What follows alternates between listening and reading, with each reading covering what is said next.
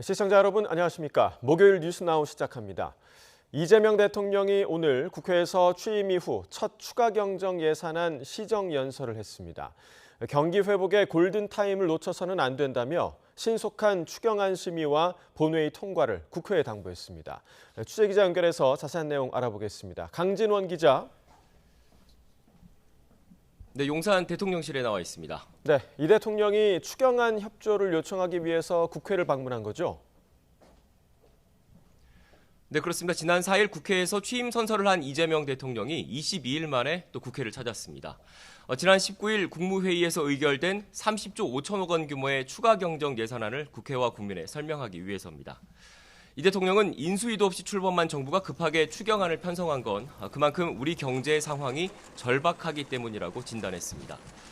수출 회복이 더딘 가운데 소비와 투자 지표까지 악화일로에 있다는 건데요. 이 대통령은 이런 경제 위기에 정부가 손을 놓고 긴축만을 고집하는 건 무책임한 방관이라며 내수시장에 활력을 불어넣는 게 중요하다고 강조했습니다. 특히 경제는 타이밍이라며 경기 회복의 골든타임을 놓치지 않도록 국회에 적극적인 협조를 요청했습니다. 추경안은 크게 소비 진작과 투자 촉진, 소상공인 등 취약계층 지원에 초점이 맞춰져 있습니다. 소득 수준 등을 고려해서 전 국민에게 1인당 최소 15만 원에서 최대 52만 원까지 소비 쿠폰을 지급하고 지역사랑 상품권 할인율 인상과 발행 규모 확대 방안이 우선 담겼습니다. 철도와 도로 등 사회 간접 자본과 AI, 신재생 에너지 등에 대한 투자 촉진 예산도 3조 9천억 원 편성됐습니다. 소상공인 취약계층 등을 지원하는 민생안정 예산 5조 원도 포함됐는데요. 빚을 갚을 여력이 안 되는 취약차주 113만 명의 7년 이상 5천만 원 이하 장기 연체 채권을 소각하고 성실히 빚을 갚는 소상공인에겐 분할 상환 기간 확대, 이자 추가 감면 등의 혜택을 주는 내용이 들어갔습니다.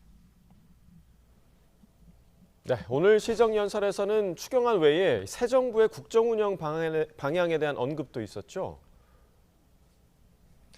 네, 그렇습니다. 이재명 대통령은 지난 4일 국회에서 취임 선서를 했을 때 약속을 다시 꺼내들었습니다. 국민이 주인인 나라, 안전하고 평화로운 나라를 만들겠다면서 새 정부의 국정 철학도 언급했습니다. 우선 외교에는 색깔이 없다면서 진보냐 보수냐가 아니라 국익이냐 아니냐가 유일한 선택 기준이 돼야 한다고 밝혔습니다. 국익 중심의 실용외교로 통상과 공급망 문제에 대응하겠다는 취지로 보입니다. 평화가 밥이고 또 곧 경제라면서 한반도 평화 구축에 힘을 쏟겠다는 의지도 거듭 내비쳤습니다. 이 대통령은 또 기득권과 특권, 세치기와 편법으로 움직이는 나라가 아니라 공정의 토대 위에서 모두가 질서를 지키는 상식적이고 합리적인 사회로 나아가야 한다고 역설했습니다. 작은 차이를 인정하고 포용하면 새롭게 출발할 수 있다면서 사회 통합의 중요성도 강조했습니다. 지금까지 용산 대통령실에서 YTN 강진원입니다. 네, 오늘 이재명 대통령의 시정연설 때 민주당에서는 박수와 환호가 쏟아졌지만 국민의힘에서는 침묵만이 흘렀습니다. 김민석 총리 후보자 인준을 놓고 여야의 장외 공방전도 치열한데요. 국회 연결해서 들어보겠습니다. 김다현 기자. 네, 국회입니다. 네, 이 대통령이 국회에서 시정연설을 했는데 현장 분위기는 어땠습니까? 네, 이재명 대통령은 민생회복, 소비 쿠폰 지급 등 30조 5천억 원 규모 추경안의 필요성을 설명하기 위해 오전 10시쯤 국회에 들어섰는데요. 여야의 반응은 극명하게 엇갈렸습니다. 이재명 대통령은 도열한 민주당 의원들과 일일이 악수를 하면서 본회의장 연단에 올랐습니다. 시정연설이 이어지는 동안 민주당 의원들이 13차례 박수를 치며 환호한 반면 국민의힘은 굳은 분위기 속에 무거운 침묵만이 흘렀습니다. 이 대통령은 국민의힘 의원들은 반응이 없는데 이러면 쑥스럽다는 언급을 하는 여유까지 보였습니다. 이 대통령은 시정연설 이후에도 본회의장을 빠져나가며 여야 의원들과 인사를 나눴는데요. 오는 8월 있을 민주당 당대표 선거에 출사표를 던진 정청래, 박찬대 의원의 손을 동시에 잡는 모습도 눈에 띄었습니다. 네, 또 김민석 국무총리 후보자의 인사청문회 어제 파행 종료됐는데 여야는 오늘도 장외 공방을 벌이고 있죠. 네, 김민석 국무총리 후보자에 대한 인사청문회는 김 후보자의 자료 미제출 논란을 둘러싼 여야의 신경전 끝에 파행을 겪었습니다. 자정까지 대치가 이어지며 결국 청문회는 자동 산회했는데 여야는 오늘도 장외 여론전을 이어가고 있습니다. 민주당은 인사청문 파행 유도는 국정 발목 잡기를 넘어서 대선 불복까지 염두에 둔 의도 아니냐며 김 후보자에 대한 인사청문 심사 보고서가 채택되지 않으면 본회의 표결을 진행하겠다고 예고했습니다. 특히 국회 인사청문 시한일인 29일이 지나면 국회의장 직권으로 본회의에 상정할 수 있다며 이르면 오는 30일 아니면 7월 3일에서 4일쯤 인준안이 처리될 가능성이 크다고 말했습니다. 반면 국민의힘은 김민석 후보자는 한마디로 무자료, 무대책, 무자격이라면서 파행의 책임은 후보자와 민주당에 있다고 밝혔습니다. 그러면서 지금이라도 약속한 자료를 내면 청문회를 재개해서 충분히 소명할 기회를 주겠다고 덧붙였습니다. 오늘 아침 김 후보자는 자신의 SNS에 글을 올려서 삶의 팍팍함 속에서도 공적 책임을 다해왔지만 국민 여러분의 눈높이에 여전히 미흡하실 대목들에 송구하다고 밝혔습니다. 네, 그리고 여야 원내대표는 오늘 오찬 회동을 한다고요? 네, 그렇습니다. 더불어민주당의 김병기, 국민의힘 송원석 원내대표는 조금 전인 오전 11시 반부터 서울 여의도에서 오찬 회동을 하고 있습니다. 이 자리에서 상임위원장 재배분을 포함한 원내 협상을 재개할 것으로 보입니다. 양당은 특히 법사위원장 자리를 두고 관례에 따라 야당이 맡아야 한다. 이미 합의가 끝났다. 이렇게 각각 주장하면서 접점을 찾지 못하고 있습니다. 민주당 김병기 원내대표는 오늘 원구성 논의를 마친 뒤 내일 예결위원장 등 선출을 위한 본회의를 열자고 야당의 협조를 구할 전망인데요. 만약 이번에도 협상이 불발된다면 민주당이 단독 의결에 나설 가능성이 큰데 지금껏 평행선을 달려온 여야가 오늘 극적으로 합의에 이를 수 있을지 주목됩니다. 지금까지 국회에서 전해드렸습니다. 윤석열 전 대통령의 체포영장이 법원에서 기각된 가운데 내란 특검팀은 윤 전 대통령에게 이틀 뒤인 토요일에 조사를 받으라고 통보했습니다. 다만 윤 전 대통령 측은 비공개 출석을 요구하며 특검팀이 통지한 9시가 아닌 10시에 나가겠다고 밝혔습니다. 현장에 취재기자 나가 있습니다. 권준수 기자. 네, 내란 특검팀 사무실이 차려진 서울고등검찰청입니다. 네, 초반부터 특검과 윤 전 대통령 측의 신경전이 치열하네요. 네, 법원이 내란 특검의 체포영장 청구와 관련해 윤 전 대통령 측이 특검의 출석 요구가 있으면 이에 응할 것을 밝히고 있다는 이유로 기각하자 특검은 윤 전 대통령과 변호인단에게 이틀 뒤인 오는 28일 오전 9시에 출석해서 조사받으라고 통지했습니다. 이에 출석하겠다는 입장을 냈던 윤 전 대통령 측은 오늘 오전에 특검이 통보한 9시가 아닌 10시에 나가겠다고 공지했습니다. 특검의 시간 조율을 요청했지만 받아들이지 않았다는 설명도 더했는데요. 윤 전 대통령의 특검 첫 출석을 놓고 신경전을 벌이는 모양새입니다. 또 소환 요청에 당당히 응할 예정이라면서도 비공개 출석을 기본으로 해달라고 요청하며 피의 사실 요지도 정식 서면으로 전달해 줄 것을 강조했습니다. 네, 관련해서 특검은 어떤 입장입니까?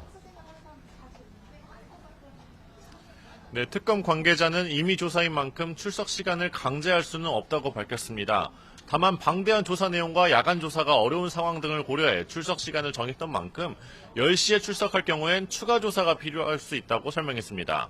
또 윤 전 대통령 측과 충분히 조율하며 조사를 할 거라면서도 비공개 소환 요청과 관련해선 언론사의 취재를 막을 수는 없다고 덧붙였습니다. 네, 그리고 김용현 전 국방부 장관 오늘이 구속기간 만료였는데 이 만료를 앞두고 다시 구속이 됐죠.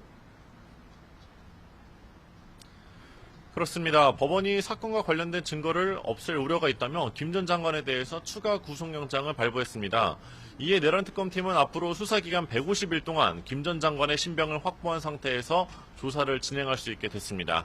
특검은 그동안 검찰 특별수사본부 등에서 제대로 다뤄지지 않은 의혹을 집중 수사할 거로 보이는데요. 노상원 전 국군정보사령관의 수첩에 적힌 메모를 바탕으로 계엄 선포에 앞서 김 전 장관이 북한의 공격을 유도해 무력 충돌을 일으키려 했다는 의혹을 파헤칠 전망입니다. 이와 별개로 오늘 김 전 장관의 내란 중요임무 종사 혐의 공판에선 증인신문이 이어지고 있는데요. 어제 구속영장 신문에도 들어갔던 김영수 특검보가 출석한 가운데 김 전 장관 측은 재판에 앞서 불구속 상태로 재판을 받게 해달라 재차 주장하고 있습니다. 네, 그리고 다른 특검 상황도 전해주시죠. 네, 민중기 특별검사가 이끄는 김건희 특검팀은 다음 주 본격 수사를 앞두고 있는데요. 김 여사 측이 특검 소환에 응하겠다는 의사를 밝혀온 만큼 차츰 일정을 조율할 거로 예상됩니다. 또 최상병 특검팀은 내일 박정훈 전 해병대 수사단장의 항명 혐의 사건 항소심 공판을 준비하고 있습니다.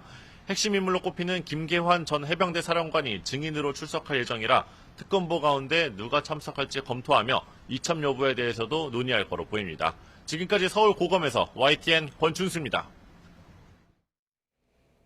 오늘 새벽 경기도 화성시 비봉면에서 60대 택시기사를 살해한 혐의를 받는 20대 남성이 경찰에 체포됐습니다. 자세한 내용 사후 취재기자 연결합니다. 오승훈 기자, 어떻게 된 일입니까? 네, 먼저 YTN 취재진이 촬영한 영상부터 보시겠습니다.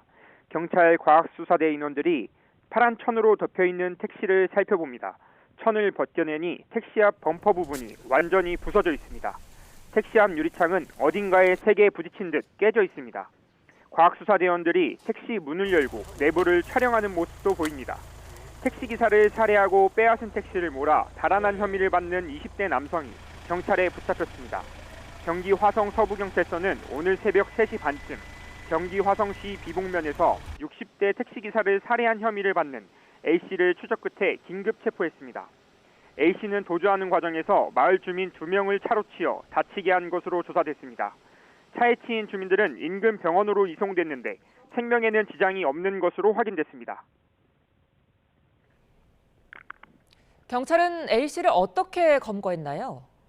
네, 신고를 받고 출동한 경찰은 A씨가 택시를 빼앗아 도주한 것을 확인하고 고속도로 순찰대와 인근 경찰서에 긴급 공조수사를 요청했습니다.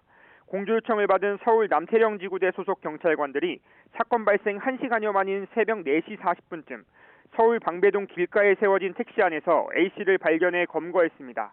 A씨는 당시 택시 안에서 피를 흘리고 있었던 것으로 조사됐습니다. 자해한 것으로 추정되는 A씨는 현재 병원에서 치료를 받고 있습니다. 경찰은 범행에 쓰인 것으로 추정되는 흉기를 확보해 정확한 사건 경위를 조사하고 있습니다. 지금까지 사회부에서 YTN 오승훈입니다. 국정농단 사건으로 복역 중인 최서원, 개명 전 최순실 씨가 더불어민주당 안민석 전 의원을 상대로 낸 손해배상 청구 소송에서 안 전 의원의 일부 발언은 명예훼손에 해당한다는 대법원 판단이 나왔습니다. 대법원은 최 씨가 안 전 의원을 상대로 제기한 손해배상 청구 소송 상고심에서 원고 패소 판결한 2심을 일부 사안에 대해 뒤집고 파기환송했습니다. 안 전 의원은 지난 2016년부터 2019년까지 10차례에 걸쳐 방송 등에서 최 씨의 해외 은닉재산 규모가 수조 원에 달하고 자금 세탁을 위한 독일 내 유령 회사가 수백 개 존재한다고 주장했습니다. 또 스위스 비밀 계좌에 들어온 특정 회사의 돈이 최 씨와 관계돼 있다거나 최 씨가 미국 방산업체 회장을 만나 이익을 얻었다는 취지로 말했습니다.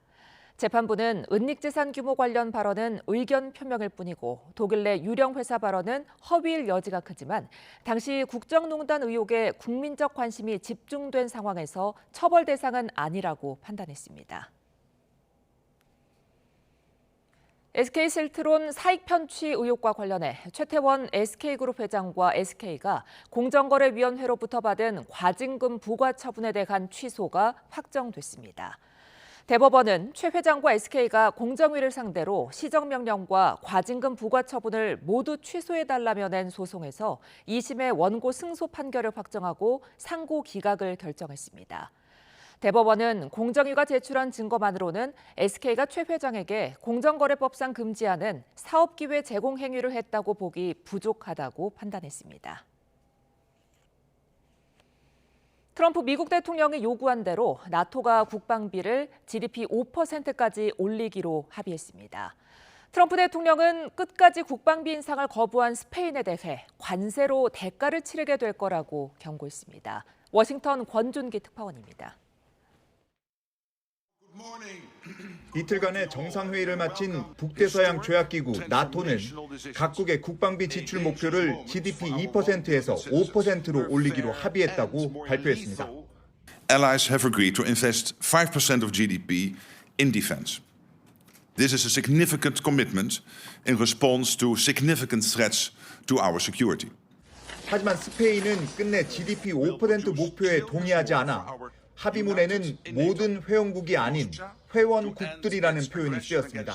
스페인은 현재 GDP 1.28%인 국방비 지출을 2.1%로 올리는 게 합리적인 수준이라고 밝혔습니다. En nuestra idea, nuestra convicción de que el debate no es el gasto porcentual. El debate es qué capacidades necesitamos. 트럼프 대통령은 스페인을 향해 유일하게 돈을 내지 않겠다는 최악의 나라라고 비판했습니다. 국방비를 올리지 않는 대가로 관세를 더 부과하겠다고 경고했습니다. So we'll make it up. You know what we're going to do? We're negotiating with Spain on a trade deal. We're going to make them pay twice as much. 스페인의 이탈에 벨기에와 룩셈부르크 등도 GDP 5% 목표에 명확히 동의하지 않았다며 여지를 남겼습니다. 나토의 새 국방비 기준은 10년 뒤인 2035년까지 달성하는 게 목표입니다. 미국은 나토의 GDP 5% 국방비 지출 기준이 한국 등 아시아 국가에도 적용될 것이라고 예고했지만 이번 정상회의에서 따로 다뤄지진 않았습니다. 워싱턴에서 YTN 권준기입니다.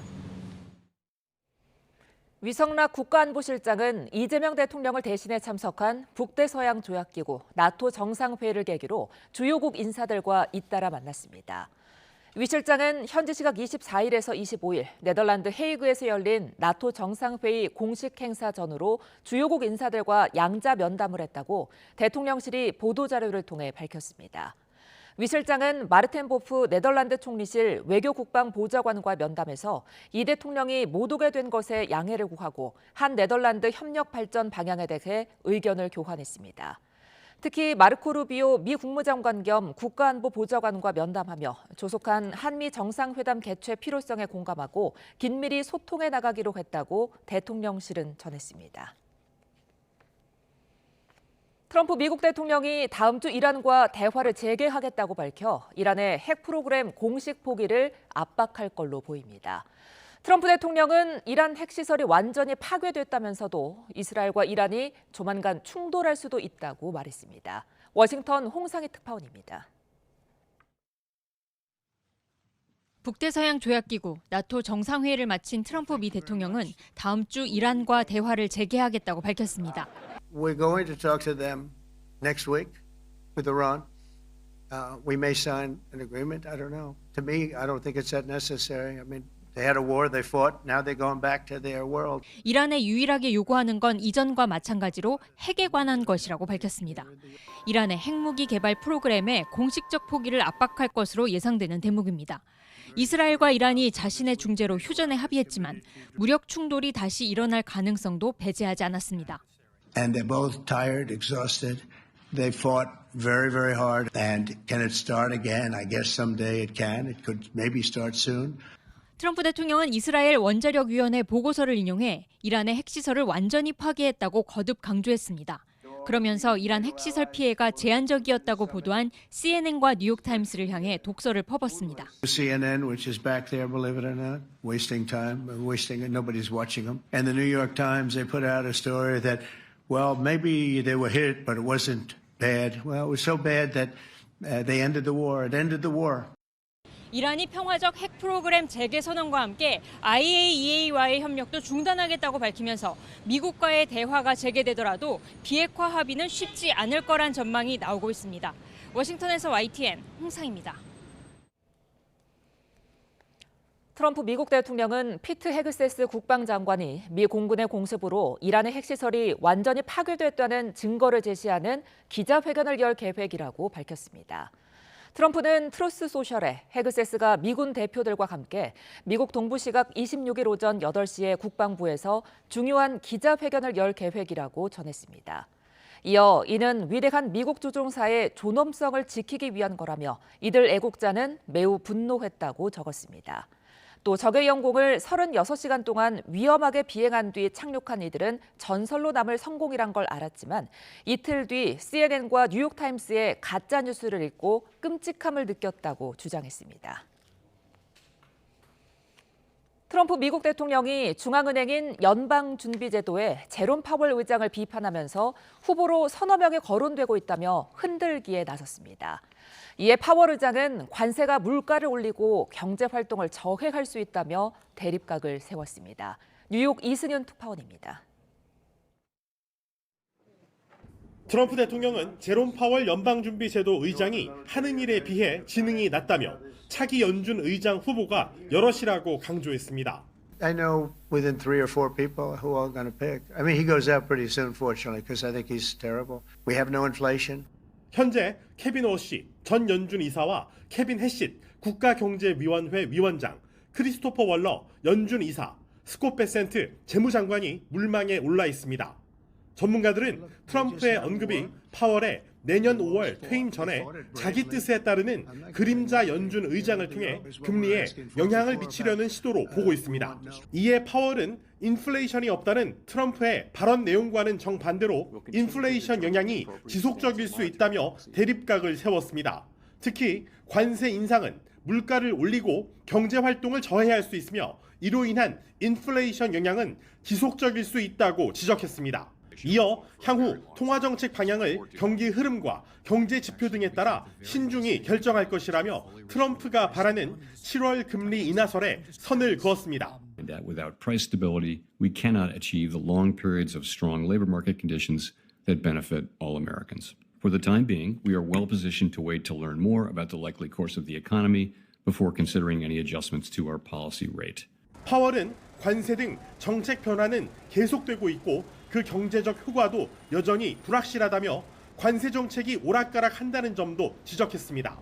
파월 의장은 연준이 지속적인 인플레이션 확산을 방지할 의무가 있다고 강조했는데 트럼프 대통령의 거듭된 금리 인하 압박에 굴하지 않겠다는 뜻을 분명히 한 것으로 풀이됩니다. 뉴욕에서 YTN 이승윤입니다.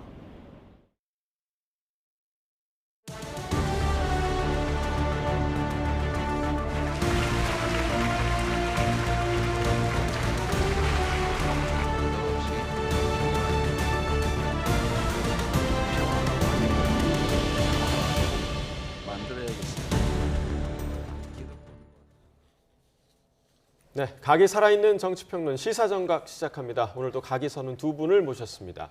이승훈 민주당 전략기획위 부위원장, 송영훈 전 국민의힘 대변인 나오셨습니다. 어서 오십시오. 안녕하세요. 네.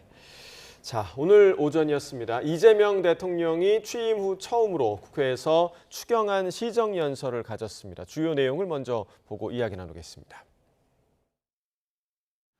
지금 우리 대한민국은 매우 엄중한 시기를 지나고 있습니다.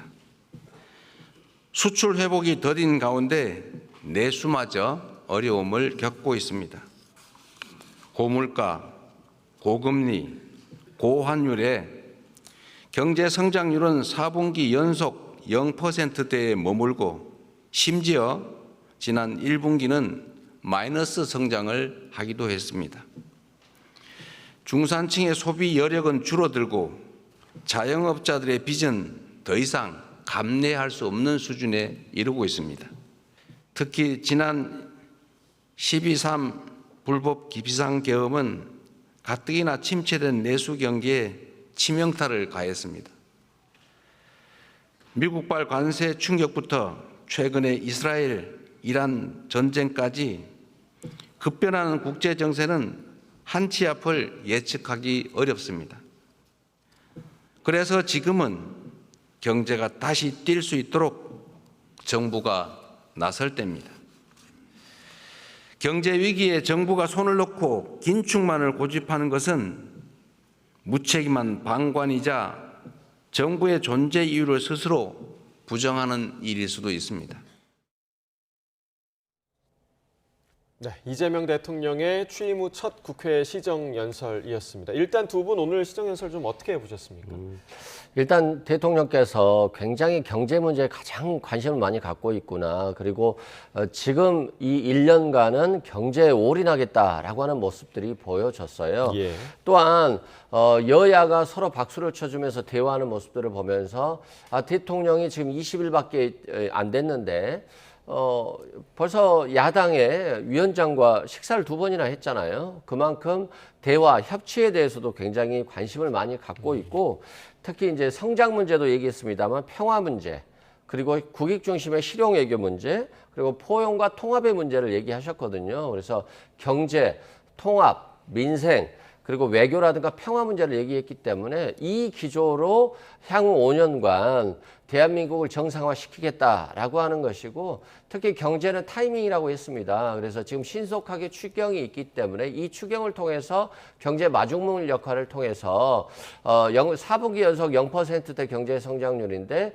여기에 대한 반등의 기회를 보여주겠다라고 하는 강한 의지를 표명했기 때문에 이것들이 이제 시장에 보내는 신호거든요. 시장이 앞으로 어떻게 반응할지 지켜봐야 될 것 같습니다. 자, 송전 대변인께서는 좀 어떻게 보셨습니까? 굉장히 중요한 문장들이 있어서 제가 들으면서 좀 받아 적게 되더라고요. 어떤 내용이 있었냐면요. 규칙을 어겨서는 이익을 볼 수 없고 규칙을 지켜도 결코 손해보지 않는 그런 공정한 사회를 만드는 일 역시 모두의 협력 없이는 불가능합니다. 오늘 이재명 대통령이 시정연설에서 언급한 내용입니다. 문장은 아주 좋은 문장인데요. 대통령의 언어가 힘을 받으려면 언행이 일치돼야 됩니다. 이렇게 규칙을 어겨서는 이익을 볼 수 없다는 것, 그리고 공정한 사회를 만들어야 된다는 것을 강조하고 계신다면 김민석 총리 후보자에 대해서는 즉각적인 지명 철회가 되어야 하지 않겠습니까? 오랜 스폰서라고 하는 분으로부터 불법 정치 자금 받고 그것으로도 모자라서 오랫동안 긴밀한 관계를 또 유지해오고 의문스러운 금전 차용에 대해서 해명이 되지 않고 심지어는 고수익의 배추 투자 논란마저 제기되고 있습니다. 이런 것은 사실은 규칙을 지키는 것도 아니고 인사청문회에 자료도 제대로 내지 않고 증인도 부르지 않는 방식으로 하는 것은 공정한 사회로 가는 길도 아니죠. 언행 일치되는 그 총리 후보자 지명 철회가 필요하지 않은가 하는 생각이 들었습니다. 자, 김민석 후보자와 관련한 이야기는 잠시 후에 저희가 좀 이야기를 나누도록 하겠고 일단 시정연설 얘기를 계속해서 좀 하자면 오늘 좀 주목됐던 장면이 그래도 이제 시정연설이 끝나고 퇴장을 할 때 국민의힘 의원들과 또 일일이 악수도 나누고 또 어떤 의원들과는 간간히 좀 이야기를 나누는 모습도 포착이 됐어요. 특히나 이제 제가 주목됐던 게 권성동 의원과 무언가를 웃으면서 이야기를 하면서 어깨를 툭 치는 모습도 보였거든요. 이런 일련의 상황들 좀 어떻게 보셨나요? 국민의힘 의원들이 굉장히 예양을 잘 지켰다고 생각합니다. 과거 민주당 같은 경우는 대통령의 시정연설 때 보이콧을 한 적도 있었죠. 2022년 10월의 일입니다. 그리고 2023년 10월에는 야당 의원들이 시정연설에 피켓 시위도 하고 또 검은색 마스크를 착용하기도 하고 김용민 의원 같은 경우는 대통령에게 이제 그만하십시오라고 얘기했다고도 전해지지 않습니까? 그러나 그런 일들을 똑같이 반복해서 미러링하지 않고 그래도 국민의힘은 대통령에 대한 예의와 존중을 지켰다고 생각합니다. 그렇게 품격 있는 정치를 통해서 우리 국회가 한 걸음 발전하는 계기가 될 수 있지 않을까 하는 생각을 해봅니다. 그 이전과 지금 다른 분위기였다라고 얘기를 해주셨는데 달랐던 이유가 좀 어디에 있다고 보십니까? 여당도 잘하려고 하고 야당도 잘하려고 하고 특히 대통령이 야당을 수사의 대상으로 생각하지 않고 검찰을 사병처럼 이용해서 야당을 압박하지 않기 때문에 이런 것들이 가장 중요하다고 생각해요. 과거 윤석열 전 대통령은 야당과 야당 대표를 수사의 대상으로만 봤었거든요. 그런데 지금은 벌써 20일 만에 김용태 비대위원장과 2번의 식사를 했어요. 그만큼 야당이 소수 야당이지만 그럼에도 불구하고 존중하고 협치의 대상으로 보겠다라고 하는 명확한 메시지를 보냈다라고 말씀드리고 마찬가지입니다. 국민들과 함께해서 경제를 성장시키려고 한다면 국민들에게도 잘해야 되겠습니다만 야당도 소수 야당이지만 함께 잘해야 되는 것이거든요. 야당한테 잘하면 야당이 침뱉을 수 없는 거잖아요. 그런 측면에서 저는 바라보고 있고요. 우리가 정치가 무작정 비난하는 것보다는 서로 대화하고 협치하려고 하는 노력을 보여줬을 때 이게 결국 국민에게 돌아가지 않겠습니까? 그런 측면으로 바라봐 주시면 될 것 같고 대통령도 야당에게 또 더 계속 잘하면 좋을 것 같습니다. 그러니까 서로 노력하는 모습을 보여줬다라고 평가를 해주셨고 특히나 이제 마지막 부분에 이제 보자면 여당 의원들과 뒤쪽에서 이제 약수를 나누는 모습도 보였는데 그 중에서 정청래 의원, 박찬대 의원과는 또 3명이서 같이 이렇게 악수를 하는 모습도 보였더라고요. 이거 어떻게 좀 봐야 할까요? 그러니까 대통령은 여당 특히 여기에 관여하지 않겠다라고 하는 메시지인 거예요.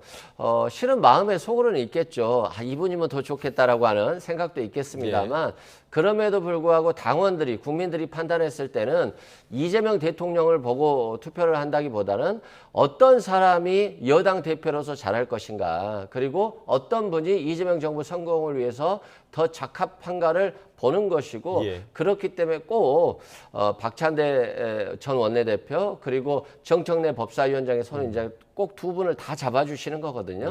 그런데 이제 SNS 상에는 누가 더 대통령을 잘 보호하고 이재명 정부를 성공시킬 것인가에 대해서 굉장히 갑론을박이 많아요. 당원들의 선택이 저도 좀 궁금해지는 부분입니다. 예. 자, 이제 시정연설의 내용면으로 좀 들어가 보자면 어찌됐든 이제 오늘은 추경을 위한 시정연설이었지 않습니까? 그런 추경에 대한 당위성에 대한 설명이 좀 잘 이루어졌다고 보십니까? 저는 매우 미흡하다고 봅니다. 지금 시점에서요. 경기를 살리기 위한 적극 재정, 확장 재정의 필요성을 전면적으로 부인하는 건 아니에요. 그런데 그 추경 중에 가장 핵심적인 부분이 현금성 소비 쿠폰을 전 국민에게 나눠주는 것 아니겠습니까? 그런데 이것은 사실 굉장히 예외적인 수단입니다. 그리고 다른 나라에서도 이런 것들을 일상적으로 반복하지 않아요. 코로나 때는 경제활동을 못하게 했기 때문에 비상수단으로서 이런 것들이 가능하고 또 정당화될 수 있었던 겁니다. 그렇다면은 적극 재정을 하더라도 왜 소비 쿠폰을 나눠주는 수단이 아니면 안 되는가? 여기에 대한 납득할 만한 답이 있어야 되는 거예요. 오늘 시정연설에서 그 부분에 대한 만족스러운 답은 찾을 수가 없었습니다. 왜 이 부분을 제가 제기를 하냐면요. 이재명 대통령도 취임 선서 후에 국민께 드리는 말씀에서 이제는 우리가 미래의 과거가 되어 내일의 후손들을 구할 차례입니다. 이렇게 말씀하셨잖아요. 그러면은 미래 세대가 갚아야 될 빚을 당겼으면서 가장 효율적인 방법으로 써야 될 책무가 있는 겁니다. 그런 점에서 소비 쿠폰이라고 하는 경제적으로 대단히 비효율적인 방식 외에는 불가능했는가, 여기에 대한 답을 찾지 못한 점을 오늘 아쉽게 생각합니다. 네, 상당히 좀 비효율적인 방식이다라고 지적을 해주셨거든요. 그렇죠. 뭐 윤석열 정부 들어서자마자 자영업자들에게 지원을 많이 했었거든요. 근데 결국에는 경제 성장이 안 됐죠. 굉장히 비효율적이 됐던 거예요. 결국에는 윤석열 정부를 따라가지 않을 거다 말씀드리고, 아니 대안은 좀 야당에서 제시해 주셔야 되는 거예요. 여당은 이러이러한 지금 소비 쿠폰을 통해서 경제 마중물 역할을 하겠다. 그리고 비록 재정 적자는 가중될 수 있지만 어떠한 지금은 메시지를 굉장히 보내주는 게 중요하다. 그렇기 때문에 이재명 정부 20일 만에 코스피가 2,600에서 3,100까지 올랐잖아요. 결국 정부에 대한 신뢰도가 얼마나 중요한지, 이재명 대통령이 지금 20일간 하면 얼마나 했겠어요. 그럼에도 불구하고 윤석열 정부 3년에 대한 그 실망감이 모두가 투자자들이 서학개미로 갔을 때 정부 탄생 20일 만에 동학개미가 되는 거잖아요. 그만큼 신뢰가 중요하고 지금 자영업자 폐업이라든가 이렇게 너무 많아요. 100만 명에 육박하고 있다라고 하고요. 또 소비 쿠폰을 지금 가장 신속하게 해야 되는 것이 국민들이 소비를 안 해요. 시장 심리가 너무 안 좋아요. 근데 이재명 정부 들어서자마자 20일 만에 소비 심리 지수가 굉장히 많이 올랐어요. 이건 뭐냐면 이재명 대통령과 이재명 정부를 신뢰하는 겁니다. 그래서 얼마나 지도자, 리더가 누구냐에 따라서 이렇게 달라질 수 있구나라고 하는 것 말씀드리고요.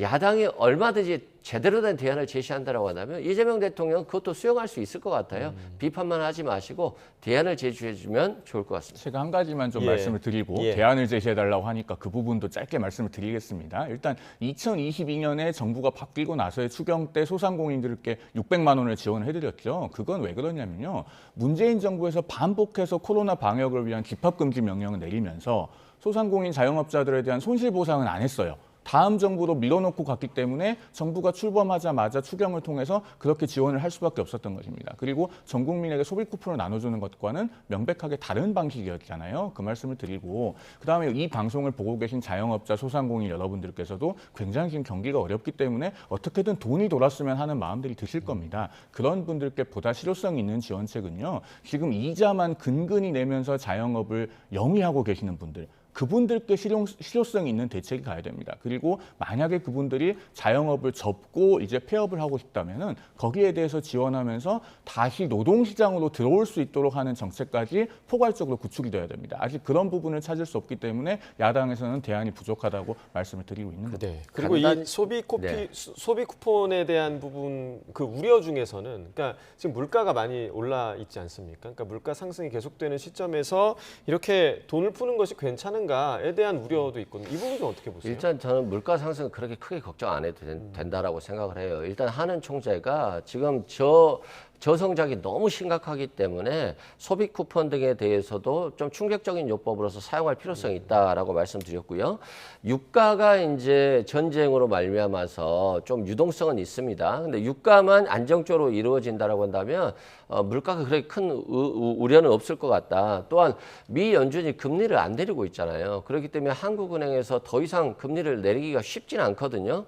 그런 측면에서 금리 정책이 지금 유효하지 않기 때문에 이번에 소비 쿠폰 정책이 좀 필요하다라고 말씀드리고, 특히 저는 좀 황당한 게 윤석열 정부에서 정말 긴축 재정을 통해서 미래 세대에게 빚을 주지 않겠다라고 하는 게 가장 일성이었어요. 근데 윤석열 정부에서 그렇게 재정을 풀지 않았습니다만 1,000조였던 나라빚이 1,280조가 됐어요. 이건 정말 황당한 거거든요. 3년 만에 280조가 늘어났다라고 하는 것은 지금 문재인 정부 때 늘어난 정도 수준이에요. 그래서 좀 윤석열 정부라든가 국민의힘이 자신의 정책의 어떤 실패도 돌아보면서 야당에게 좀 유효한 좀 조언을 해주셨으면 좋겠다라고 말씀드립니다. 네, 그리고 이제 오늘 그 추경 문제가 또 해결이 되기 위해서는 예결위원장 자리가 또 중요한 것 같습니다. 예결위원장이 지금 공석이기 때문에 지금 아마 이제 오찬 회동이 아직 진행 중인 것 같은데 여야 원내대표 간에 좀 합의점을 찾을 수 있을까? 이 부분도 좀 의문이거든요. 예결위원장 문제는 아마도 법사위원장 문제와 맞물려서 돌아가겠죠. 그리고 법사위원장 문제는 결국은 민주당이 2020년에 180석을 가지면서 무너진 헌정 관행을 복원하는 의미가 있기 때문에 그 부분에 대해서는 아마 야당도 입장을 굽히기는 쉽지 않을 걸로 보입니다. 어쨌든 앞으로 대화가 어떻게 될지 좀 주목해서 봐야 될 것 같고요. 그다음에 앞서 물가 얘기를 하셨기 때문에 짧게만 그 얘기 좀 드리고 넘어가겠습니다.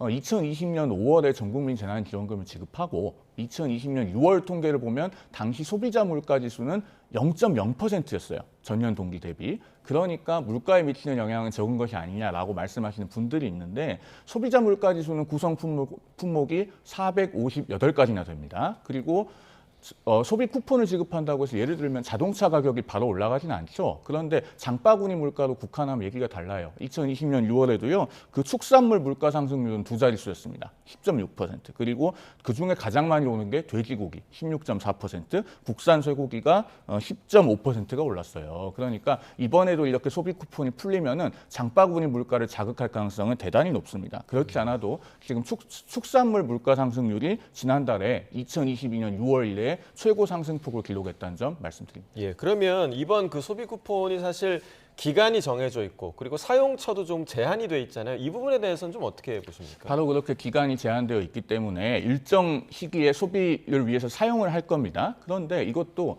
2020년 5월에 전국민 1차 재난지원금을 지급하고 KDI가 신용카드 사용액을 가지고 분석을 해봤어요. 2020년 12월에 낸 보고서를 보면 8월 달, 그러니까 석 달이 지나니까 카드 사용액이 도로 줄어들더라는 겁니다. 그러니까 전문가들은 이걸 어떻게 분석하냐면 4인 가구가 25만 원씩 받으면 100만 원이잖아요. 그 돈을 받아서 미리 계획했던 소비를 앞당겨서 하고 막상 예정했던 소득이 들어오면은 그 소득을 가지고 저축을 하거나 빚을 갚는 데 썼다는 겁니다. 그 다음엔 쓰지 않는다는 얘기죠. 그렇죠. 그래서 100을 나눠주면은 소비가 증가한 부분은 실제로 26에서 36 정도밖에 안 된다고 계량적으로 검증을 하고 있어요. 그런 부분 때문에 효과가 제한적일 수 있다는 것이고 앞서 돼지고기, 쇠고기 물가 오른 거 말씀드렸잖아요. 그러니까 자영업에도 모든 부분에 온기가 도는 것이 아니고 돈이 도는 곳에만 돌게 될 것이다 라는 우려도 아울러서 하는 것입니다. 네. 너무 걱정하지 않으셔도 될 것 같고요. 문재인 정부가 아니잖아요. 지금은 이재명 정부다라고 말씀드리고요. 또 소비 쿠폰이 무슨 효과가 있을 것이냐 그렇게 볼 수도 있을 것 같아요. 그런데 왜 2,600밖에 안 되는 코스피 지수가 벌써 3,100이 됐을까요? 이건 소비 쿠폰 등이 지급되면서 경제 활성화에 정부가 적극 나설 거야라고 하는 메시지만으로도 국민들이 반응하는 거예요. 그만큼 소비 쿠폰 그 자체의 효과만 바라보시면 안 된다라고 말씀드리고요. 저는 윤석열 정부도 아니고 문재인 정부도 아닌 이재명 정부이기 때문에 잘 할 것이고 국민들이 지금 기대하고 있다. 라고 말씀드립니다. 네, 자 그리고 조금 전에 이제 송 전 대변인께서 어제 있었던 김민석 총리 후보자의 인사청문회 이야기를 잠깐 해주셨는데 어제 마무리가 됐는데 이번 청문회와 관련해서 그리고 정치권에서는 어떤 평가를 하고 있는지 듣고 이야기 나눠보겠습니다. 정책이나 후보자의 역량에 가서는 뭐 저희 당 입장에서는 뭐 90점 이상을 주고요. 근데 이제 아쉬운 점 뭐냐면 이제 그 국민의힘에서 오로지 이제 네거티브를 했단 말이에요. 그러니까 전체적인 이제 국민들이 봤을 때는 모양이 좀 그렇다 해가지고 그래도 한 7, 80점 주지 않을까 생각합니다. 근데 제가 보기에는 한 95점입니다. 김민석 의원님 개인적으로 잘하는데 그리고 이번에 이제 자료도 보고 여러 가지 보면서 야 이분이 참 청렴하구나. 지금이라도 여야가 어제 이제 주기로 후보 입으로 약속했던 그 소명 자료, 그 최소한의 소명 자료라도 주면 거기에 기반한 인사청문회를 국민들이 더 많이 원하신다면 해서 깔끔하게 마무리해야지 제대로 된 인사청문회가 마무리될 수 있지 않을까 그렇게 생각합니다. 저희가 개별적인 판단보다 국민들 여론을 청취하겠습니다. 왜냐하면 국민의힘을 수적으로 이길 수 있을지는 몰라도 국민의 의혹을 이길 수는 없다라고 생각합니다. 네, 일단 들으신 것처럼 민주당의 청문위원이었던 최현일 의원은 김민석 후보자의 95점을 줬습니다. 상당히 후한 점수를 줬는데 송 대변인께서는 몇 점을 주시겠습니까? 학점을 매길 수가 없죠. 왜냐하면 과제를 기한 내에 제출하지 않은 학생에게 우리가 A든 B든 C든 주는 경우가 있습니까? 저는 F라고 평가를 합니다. 앞서 저희가 본 최현일 의원 같은 경우는요. 김민석 의원의 바로 옆 지역구예요. 영등포 가. 그리고 김민석 의원이 영등포 을에서 21대 현역 의원을 할 때 영등포 구청장을 하셨던 분입니다. 그러니까 당연히 평가가 후할 수밖에 없죠. 특히나 이번 청문회에서 저는 지적하고 싶은 부분이 이른바 그 배추도사 논란입니다. 미국 유학 시절에 매달 450만 원씩 그 강신성 씨라고 하는 분으로부터 생활비 쪽으로 받았다고 하는데 이 돈이 어떻게 된 것이냐 물어보니 전 배우자가 2억 원을 배추 농사에 투자를 했다 이렇게 답변을 했어요. 그런데 한 달에 450만 원이면 1년 12달이면 5,400만 원입니다. 수익률이 무려 27%나 되는 거예요. 그리고 원금도 나중에 다 돌려받았다고 해요. 그러면은 국민들께서는 자연스럽게 이런 의문을 가지실 수밖에 없습니다. 아니 그런 투자가 가능한 거면 김민석 후보자는 왜 그 뒤에 반복적으로 하지 않았나? 계속했으면은 증여세든 중과산금이든 그다음에 불법정 기자금 추징금이든 내는데 어려움이 없었을 것 아니겠습니까? 그런 투자를 반복적으로 하지 않았다는 것은 그게 일반적으로 불가능하다는 걸 보여주는 거예요. 그러면 강신성 씨는 그것을 할 수 있는 특출난 재주가 있느냐? 그걸 할 수 있는 사람이면은 왜 건설 폐기물업을 본인의 본업으로 하겠습니까? 그러니까 이 모든 거래들이 부자연스럽고 의혹이 있을 수밖에 없는데 관련된 자료는 제출된 게 없어요. 그렇기 때문에 국민의힘에서는 이런 청문회를 가지고는 무엇도 검증됐다고 볼 수가 없다라고 말씀을 드리는 겁니다. 자, 과제를 내지 않은 학생과 같았다라고 지금 평가를 해주셨고 실제로 이번 청문회와 관련해서 소명이 됐다 혹은 아예 정반대로 전혀 소명된 게 없다. 그러니까 극단적인 평가가 나오고 있거든요. 어떻게 좀 보십니까? 일단 김민석 후보자 자체가 본인이 미위반 부분에 대해서 송구하다라고 말씀드렸다는 점 말씀드리고 저는 국민의힘의 야당으로서 조금 더 공부해야 되겠다는 생각이 들어요. 일단 청문위원 자체에서 좀 이해가 안 되는 부분이 김민석 후보자는 어머니가 가지고 계신 빌라까지 포함해서 전 재산이 2억이라는 거잖아요. 근데 주진우 의원은 계속해서 도덕성이 없다라고 하면서 김민석 후보자를 공격했습니다만 본인은 변호사 생활 2년 반밖에 안 하는데 70억이라고 하는 재산을 갖고 있어요. 그리고 김민석 후보자의 아들은 재산이 200만 원밖에 없는데 지금 20대인 주진우 의원의 아들은 7억을 갖고 있어요. 그러면 의혹을 해명해야 될 분이 의혹을 주장하고 있나라고 하는 의문이 들거든요. 그리고 뭐 급성 간염으로 군대를 면제됐다는데 이렇게 급성 간염으로 면제된 사람 저도 본 적이 없거든요. 그러면 국민의힘에서 차라리 주진우 의원을 청문위원회에서 교체를 해서 다른 분으로 좀 갔었어야 되는데 지금 주진우 의원 청문회 하는 것 같아요. 그렇기 때문에 국민의힘이 좀 잘못했다 말씀드리고 김민석 후보자가 굉장히 힘들었던 것도 있는 것 같아요. 저도 사선 의원이 전 재산이 2억이다라고 하는 부분에 대해서는 깜짝 놀랐고 비록 부부족한 부분이 있었습니다만 국민들도 이 정도면 그렇게 뭐 도덕적으로 문제가 없다라고 판단하는 것 같아요. 그리고 경조사라고 하는 것은 다 누구나 있는 거잖아요. 경조사하면 현금으로 경조사비를 내지 카드로 계산하는 사람은 없고 축의금도 마찬가지고 또 출판 기점의 부분은 아니 정치인이 뭐 두 번에 걸쳐서 한 2억 5천인가요? 2억 5천만 원을 받았다는 게 말이 돼? 라고 이제 비판할 수는 있겠습니다만 모든 국회의원들이 출판 기점회 하면 그 동조의 돈은 받잖아요. 그런 측면에서 뭐 출판 기점회를 국회의원들에게 못하겠다라고 하는 제도 개선을 국민의힘이 하자라고 주장을 한다면 모르겠습니다만 그렇지 않은 상황에서 자신들도 다 이 정도는 하면서 김민석 후보자를 공격해서 자신에게 유리한 득점 포인트를 갖겠다라고 하는 것 자체가 어불성설이거든요. 그런 측면에서는 야당이 조금 더 야당답게 공부하고 잘 해야 되겠다라고 하는 생각도 듭니다. 네, 지금 이제 이번 정부 들어 인사청문회 이제 초반이었는데 사실 뭐 계속해서 이제 청문회가 거듭될 때마다 청문회 자체의 무용론을 제기하는 그런 목소리들이 굉장히 좀 많습니다. 그래서 사실 민주당에서도 인사청문회법 개정을 좀 서두르겠다 이런 입장을 갖고 있는데 조금 바뀌어야 된다는 인식을 혹시 송 전 대변인도 같이 하십니까? 어떻게 보십니까? 저는 그렇게 생각하지 않습니다. 왜냐하면은 지금 이 인사청문회 제도는요, 김대중 정신, 노무현 정신의 결실입니다. 김대중 정부 때 국무총리 후보자 인사청문회가 처음 도입됐고 전체 국무위원회 확대된 것은 노무현 정부입니다. 그리고 집권 여당 입장에서는 언제나 인사청문회는 부담스러운 제도일 수밖에 없어요. 예. 김대중 정부는 실제로 인사청문회 제도를 받아들이고 장상, 장대환 2명의 총리 후보자가 연거푸 낙마했습니다. 노무현 정부도 국무위원으로 확대되면서 어려움을 겪었어요. 그런데 과거 집권 여당일 때 민주당은 이 정도로 우리가 골 먹으면 골대로 옮기겠다. 그렇게 하진 않았습니다. 조금 불리해도 감수하고 가고 문제 있는 인사는 철회하고 혹은 자진 사퇴를 받아들이고 이렇게 했었어요. 인사청문회법을 개정하겠다는 시도를 노골적으로 가시화하지는 않았습니다. 그런 점에서 지금의 민주당이 과거의 민주당과도 얼마나 동떨어진 지점에 와 있는가 하는 것을 스스로 돌아보셔야 할 거라고 생각합니다. 그러면 지금의 청문회 형식을 그대로 유지해도 문제가 없다 이런 생각이신 건가요? 만약에 이것을 개선하더라도요. 지금 수비할 차례가 되니까 우리 차례에서 바꾸겠다 이렇게 해서는 안 되는 것이죠. 적어도 이번 조각에 있어서 인사청문회는 모두 그대로 한 다음에 앞으로 정말 영속적으로 개선 가능한 방식을 찾아야 되지 않겠습니까? 앞서도 말씀드렸지만 우리가 골을 먹으니까 골대로 옮기겠다 이런 자세로 정치를 해서는 안 되는 것입니다. 예, 자, 이 부분에 대해서는 좀 어떻게 보시나요? 맞아요. 뭐 우리가 유리하니까 이때 골대 바꾸겠다 하면 안 되죠.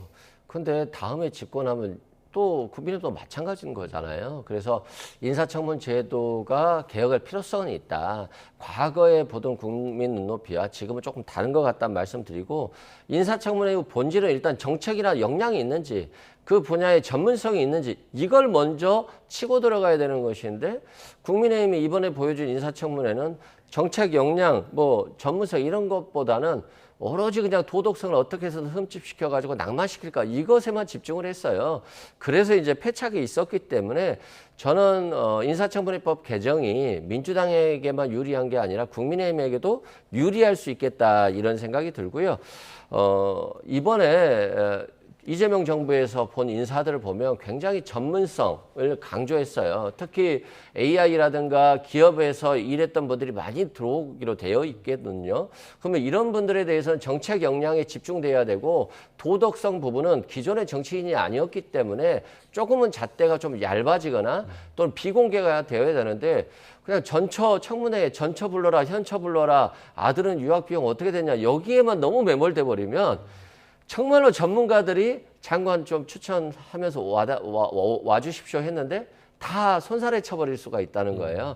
그런 측면을 좀 국민의힘도 대한민국의 역량 강화, 국가 역량 강화를 위해서 조금 협조해 주시는 것도 좋지 않을까 싶습니다. 제가 정말 짧게 한 말씀만 드릴게요. 국무총리의 역량은요. 도덕성, 청렴성과 분리해서 볼 수 없습니다. 우리가 총리는 1인 지하, 만인 지상이라고 하잖아요. 그리고 공직기강에 어떻게 보면 정점에 있는 위치에 있습니다. 내각을 통할하기 때문에. 그런데 이런 국무총리 후보자가 유학 시절에 매달 450만 원씩 본인의 스폰서로부터 돈을 받았는데 어떻게 된 것인지 규명도 안 되고 국민들로부터 배추도사라는 얘기 들었어야 되겠습니까? 이렇게 되면요. 자, 우리 일선 공무원들도 우수하면은 정부에서 해외 유학 보내줍니다. 유학 기간 중에 본인의 스폰서로부터 매달 몇백만 원씩 생활비 쪽으로 받아요. 그게 적발되니까 나는 무농사에 투자했습니다. 이렇게 해서 무도사가 공직사회에 빗발치면 어떻게 되겠습니까? 그렇게 되면 공직기강은 더 이상 유지될 수가 없는 겁니다. 예, 자, 이번 그 청문회에 좀 주목할 점이 있었다면 지금 조금 전에 이제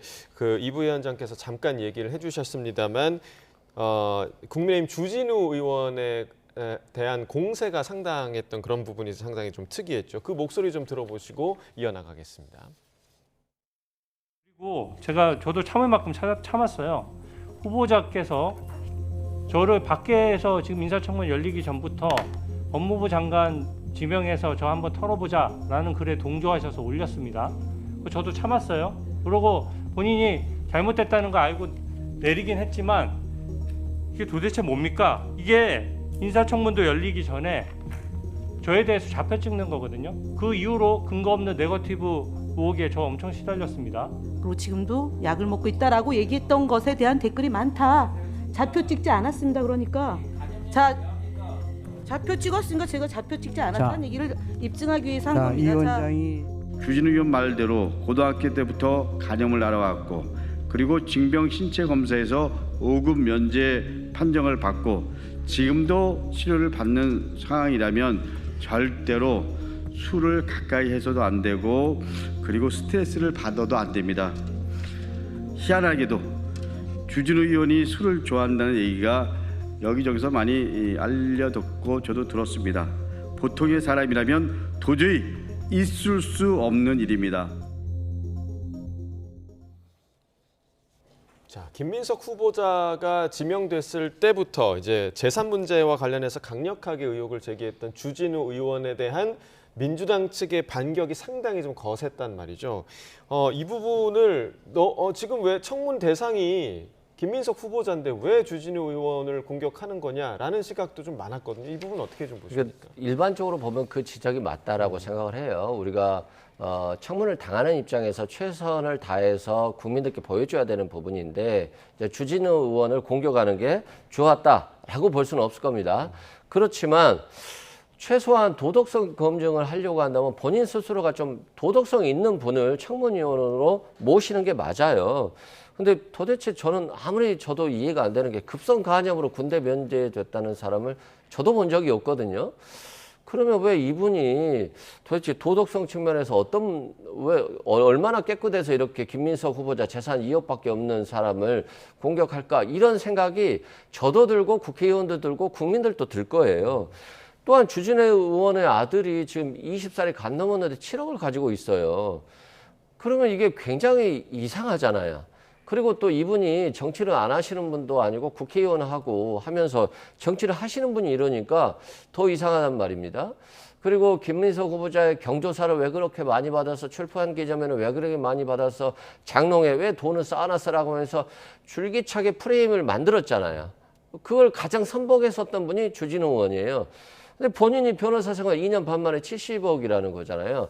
그러면 이 재산은 도대체 어떻게 형성됐나라고 하는 의문이 들 수밖에 없고 그런 측면에서 저는 주진우 의원이 청문위원회에 임명된 것 자체가 패착이었다.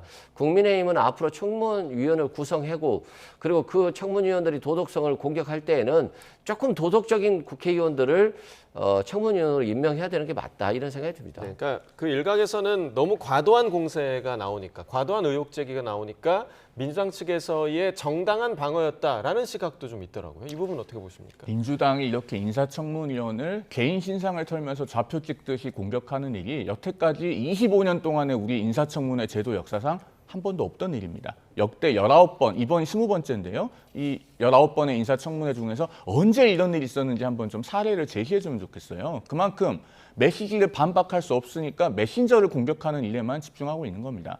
주진우 의원 아들 같은 경우에 주진우 의원의 부친이 증여세 다 내고 증여했다는데 그걸 왜 불법적이거나 부도덕한 일로 몰아가는지 이해할 수 없고요. 그 주진우 의원을 검증하는 정성의 반의 반만 들여서 앞서 말씀드렸던 배추도사 의혹이라든가 또는 처음에는 5억 원 벌어서 13억 원 쓴 것에 대해서 의혹을 제기하니까 경사, 애사, 출판기념회 등이 있다고 했는데 그 축의금 받은 것을 나중에는 말을 바꿔서 장모님 다 드렸다고 했습니다. 그러면서 배우자가 생활비 등을 지원받은 것이 한 2억 원 된다. 그러면서 증여세 낸 자료 내겠다고 했는데 어제 밤 자정까지 끝끝내 그 자료가 제출되지 않아서 청문회가 산회되고 파행한 것 아니겠습니까? 그런 자료를 좀 제출하라고 같은 당 의원이라고는 해도 한 번이라도 촉구하는 정성을 좀 보여주시기 바란다라는 말씀을 드리겠습니다. 그러니까 어찌됐든 어제 청문회는 그렇게 끝이 났고 민주당 입장에서는 뭐 총리 인준을 하는 데는 문제가 없는 그런 상황이잖아요. 그런데 참 걱정되는 부분이 이렇게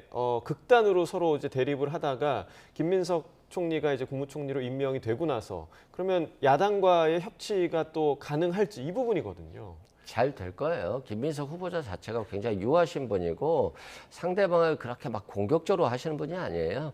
인사청문 당시에는 야당이 너무나도 집요하게 자신의 가족사를 공격하다 보니까 어느 정도 수준에서는 상당히 흥분한 부분도 있어요. 특히 이제 전처 부분에 대해서는 아니 이혼해서 지금 재혼까지 했는데 전처에 대해서 재산 내놓으라고 할 수 있는 방법이 없어요. 공개하라고 하는. 이 부분은 개인정보이고 김민석 후보자가 어떻게 할 수 없는 부분이 있다라고 말씀드리고 좌표를 찍는 게 아니라 좌표가 찍히는 거예요. 민주당에서 공격을 했습니다만 주진우 의원이 잘 살아왔다라고 한다면 좌표가 찍히겠습니까? 그리고 김민석 후보자에게 자꾸 증거 내라 하지만 주진우 의원도 증여세 다 냈다라고 하지만 증여세 낸 증거 안 내고 있거든요. 그리고 급성 간염으로 면제된 거 정당하다 이거 자료 안 내고 있거든요. 마찬가지다라고 생각되고 김민석 후보자가 부족한 부분은 있었던 것 같아요. 그리고 민주당도 야당이 좀 얄미웠습니다만 증인이라든가 이런 것도 좀 해서 국민들께 좀 더 잘 보여줬어야 되는데 그 부족한 부분들은 또 민주당이 앞으로 잘 채워 나가야 될 것 같습니다. 네, 자 그리고 이제 주제를 조금 바꿔서 이 부분도 좀 이야기를 나눠보겠습니다. 내란 특검이 어제 윤 전 대통령에 대해 체포영장을 발부를 했고 법원에서 좀 기각이 됐습니다. 신청을 했고 기각이 됐는데 자 법원의 기각 이유가 좀 어디에 있다고 보십니까? 일단은요. 체포영장을 청구할 만한 단계는 일반적인 사례에 비추어 보면은 아니라고 보여지죠. 왜냐하면은 어쨌든 특검이 출범을 했으면 특검 차원에서 출석 요구를 하고 그 출석 요구에 불응했을 때 그것이 반복되면은 체포영장을 청구하는 것이 사리에 맞습니다. 그러니까 특검이 생각한 건 경찰에서 이미 3번 했다는 거잖아요. 그렇죠. 그런데 윤 전 대통령 측은 어쨌든 변호인 의견을 통해서 특검 조사에는 응하겠다라고 밝혔잖아요. 그리고 지금 신병이 딱히 확보되기 어려울 만한 상황도 아니라고 법원은 본 것 같습니다. 이 지점에서 짚어봐야 될 것은 특검이 사건을 수사해야지 사람을 겨냥하는 것처럼 보이면 안 된다는 지점이에요. 저는 12월 3일 비상계엄에 관해서 그 동기, 진행 과정, 또 선포 이후에 있었던 일들에 대해서 규명되지 않은 부분이 있다면 규명해야 된다고 생각합니다. 그리고 그 규명한 결과에 따라서 법적으로 책임질 일이 있다면은 그 책임의 정점에는 윤 전 대통령이 있을 거라고도 생각합니다. 그러나 그럼에도 불구하고 지금 수사가 시작된 지 며칠 되지도 않았는데 체포영장부터 청구하는 방식이 된다면은 일부의 국민들께서는 아마 끝끝내 이 수사에 대해서 공정성에 대한 의구심을 가지실 수 있다고 생각해요. 그렇기 때문에 통상적인 수사 방식을 따라가는 것이 특검에도 도움이 되고 우리 사회 전체적으로도 도움이 된다고 생각합니다. 이 체포영장이 기각될 거를 특검이 정말 예상을 못했을까? 이 부분도 조금 의구심이 들기도 하고 또 이제 윤 전 대통령 측에서는 토요일 그 소환 요구에 당당히 응하겠다. 근데 저는 약간 그 당당이라는 단어에 좀 집중이 되더라고요. 그렇다면 왜 경찰 소환 요구에는 응하지 않았을까? 이런 좀 의문도 들고요. 일단 체포영장이라고 하는 것은 범죄 혐의가 상당하고 수사기관의 조사에 응하지 않거나 안 할 우려가 있을 때거든요. 그런데 특검이 한 번도 안 불렀죠. 그리고 경찰에서만 3번 불렀는데 다 거부했잖아요. 그러면 일단은 특검에 나오겠다라고 하는데 체포영장이 발부되지 않겠죠. 특검은 발부되지 않을 걸 예상했을 거예요. 그런데 기선제압용으로 이제까지 그래왔잖아요. 공수처는 수사권이 없어서 안 나가겠다. 검찰은 수사권이 없어서 안 나가겠다. 또 경찰에 3번 안 나갔는데 경찰은 곧 있으면 특검할 건데 왜 경찰에 나가겠냐라고 했단 말이에요. 그러면 또 특검이 얘기하면 또 안 나온다 할 수 있어요. 그래서 기선제압용으로 체포영장을 먼저 신청했고 그 효과가 있다. 윤석열 전 대통령이 바로 나가겠다는 거잖아요. 충분한 효과를 발휘했다라고 생각되고 뭐 말은 당당하게 나가겠다라고 했습니다만 이제까지 한 번도 당당한 적이 없었죠. 계속해서 수사를 회피하고 재판을 좀 회피하려고 하는 경향들이 많이 있었기 때문에 이제는 윤석열 전 대통령은 말 그대로 전 대통령이고 그 어떤 특혜도 없고 피의자 중에 한 명일 뿐이고 조사실도 특별한 것은 없다라고 명확히 했기 때문에 이제는 국민들께 또는 수사기관에 나가서 성실하게 조사받는 것이 그나마 국민들께 잘못한 부분을 용서를 받는 시발점이 되지 않을까 싶습니다. 네, 그러니까 토요일에 이제 특검 출석을 좀 지켜봐야 될 부분이 있을 것 같고요. 그리고 국민의힘 내부적으로는 이번 그 내란 특검에 대한 두려움도 좀 상당해 보이는데 오늘 아침 정성국 의원의 인터뷰 내용을 들어보겠습니다. 사실 내란 특검이 제일 좀 두렵습니다, 그죠? 이 의원을 조사하다 보니까 이런 게 인지됐다. 그럼 거기도 조사하고 또 이 의원을 조사하다 보니까 이분의 행적이 이상하다. 조사하고 이러면 어떻게 됩니까? 위원장당 해산까지도 갈 수도 있다고 보세요?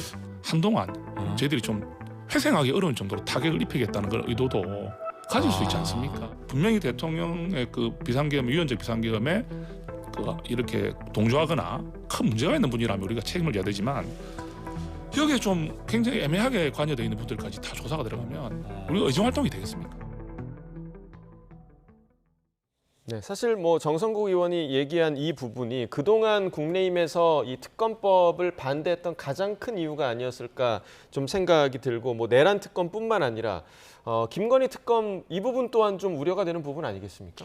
일단은요, 그 국민의힘에서 저런 우려가 있는 기류는 나름의 근거가 있는 것이 이재명 대통령이 대선 후보 시절에 당선되기 5일 전에 JTBC 유튜브에 출연해서요, 저는 국민의힘이 거기에 누군가 동조했다고 생각해요 라고 하는 발언을 합니다. 그러면은 유력한 대통령 후보로서 앞으로 공포될 특검법에 대해서 이미 일종의 좌표를 찍은 것과 비슷한 상황이에요. 그때 질문이 정확하게 뭐였냐면, 특검하면서 혹시 거기에 정치인들도 포함될 가능성이 좀 있습니까?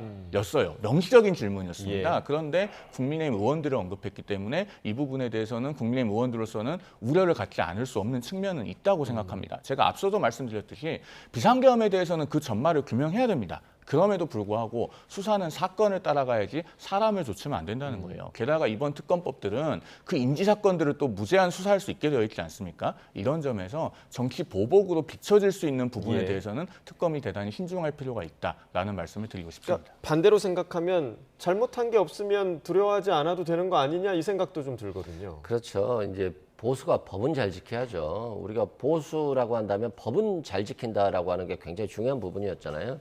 근데 지금 보수가 법을 안 지키잖아요. 내란을 저질렀는데 이걸 옹호하고 동조하고 탄핵에 대해서 반대하고 헌법재판소가 8대 0으로 결정한 탄핵 결정에 대해서도 비난을 하고 정당한 법원이 발부한 영장에 의한 체포를 갖다가 방해하는 집회에 국회 야당 개의원들이 나가서 집회를 하는 거잖아요. 이건 민주적 기본 질서를 훼손하는 것이고 정당의 목적이 잘못된 겁니다. 이건 위헌정당이 맞아요. 그러면 왜 위헌정당 해산이 안 되는 것이냐?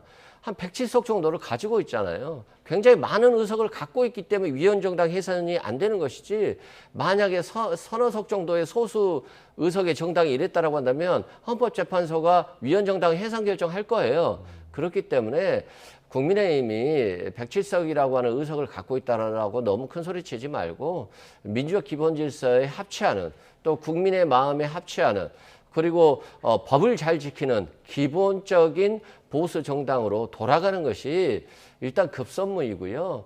특검 과정에서 얼마나 많은 이 내란에 동조한 의원들이 있을지는 모르겠습니다만, 일단 국민의힘 자체가 다시 민주적 기본 질서에 합치한 정당으로 돌아가시는 게 국가에도 도움이 되고 국민의힘에도 도움이 되지 않을까 싶습니다. 짧게만 한 말씀 드리면 그 비상계엄 당시에 국민의힘은 당대표가 즉각적으로 계엄 반대 메시지를 내고 일군의 국회의원들이 국회로 서둘러 달려가서 계엄 해제 표결에 동참했습니다. 그 전체를 싸잡아서 무슨 민주적 기본 질서에 위배된다든가 이런 말씀하시는 것은 대단히 신중해야 맞다는 생각이 들고요. 짧게만 덧붙이면 김민석 총리 후보자도 그 계엄 해제 표결에 들어오지 않았습니다. 그 점을 말씀드립니다. 네, 자 마지막으로 이제 송 전 대변인께 국민의힘 내부 상황 좀 묻고 마치도록 하겠습니다. 지금 뭐 이제 차기 당권 주자 관련된 이야기들이 계속해서 나오고 있고 실제로 움직이는 그런 인물들도 있는 것 같은데 지금 분위기가 좀 어떻게 돌아가고 있다고 봐야 됩니까? 일단 그 나경원 의원과 안철수 의원은 당내의 집단 지도 체제 추진 움직임에 대해서 반대 입장을 내고 있잖아요. 그런 점에 비춰볼 때 이분들은 전당대회 출마에 대한 생각이 있는 걸로 보입니다. 그다음에 한동훈 전 대표 같은 경우에는 현재 뚜렷한 의사결정을 아직 하지 않은 것으로 보이는데 외부에 있는 이준석 의원이 출마하면은 당선될 것이다 이렇게 얘기를 하고 있잖아요. 약간 부추기는 것 같더라고요. 그렇죠. 그런데 이준석 의원은 과거에 보면은 한동훈 전 대표에게 사감이 있는 것처럼 보여요. 어떤 일이 있었냐면 2022년 5월에 한동훈 전 대표가 법무부 장관 시절에 도너츠하고 커피를 들고 출근한 적이 있습니다. 그거를 이준석 의원이 2024년 1월에 와서야 한 유튜브에 나가서 그거 연출된 거 아니냐는 식으로 문제 제기를 했어요. 그러면서 집에서 법무부까지 오는데 그 도너츠를 살 수 있는 동선이 없다 이렇게 얘기를 했는데 알고 보니 광주에서 있었던 5.18 기념식에 참석하고 상경하는 길에 서울역에서 그 도너츠를 구매한 것이 영상까지 나왔잖아요. 그러니까 나오라고 부추긴다고 해서 나오는 것은 글쎄요 좀 신중할 필요가 있지 않나 하는 개인적인 생각도 듭니다. 지금 그 뭐 국민의힘 상황 얘기해 주셨지만 지금 민주당에서 보시기에는 좀 어떠십니까? 좀 어떤 당 대표가 좀 좋다고 생각하십니까? 일단 뭐 너무 잘하는 당대표가 나오면 민주당이 위험하죠. 그럼에도 불구하고 국민의힘이라고 하는 야당이 제대로 선다라고 한다면 또 견제와 균형이 이루어지는 거예요. 그래서 보수 성향의 국민들도 의지할 때가 좀 있어야 되는 거잖아요. 근데 국민의힘이 너무 못하고 있기 때문에 보수 지지자들이 지지를 안 보내고 있다 말씀드리고, 한동훈 전 대표는 계엄에 반대했다는 부분에 대해서는 충분히 평가를 하지만 지금 이 시기에 나오는 게 한동훈 대표에게 좋을까에 대해서는 좀 저도 의문이 드는 게 맞고요. 김문수 전 후보 같은 경우 좀 안 나왔으면 좋겠어요. 이번에 그 대선 과정에서 보여줬던 모습은 굉장히 제대로 된 모습이 아니었고 내란도 옹호하는 모습이었기 때문에 김문수 전 후보는 안 나왔으면 좋겠다라고 생각됩니다. 알겠습니다. 오늘 두 분 말씀 여기까지 듣겠습니다. 이승훈 민주당 전략기획위 부위원장, 송영훈 전 국민의힘 대변인 두 분과 이야기 나눠봤습니다. 고맙습니다.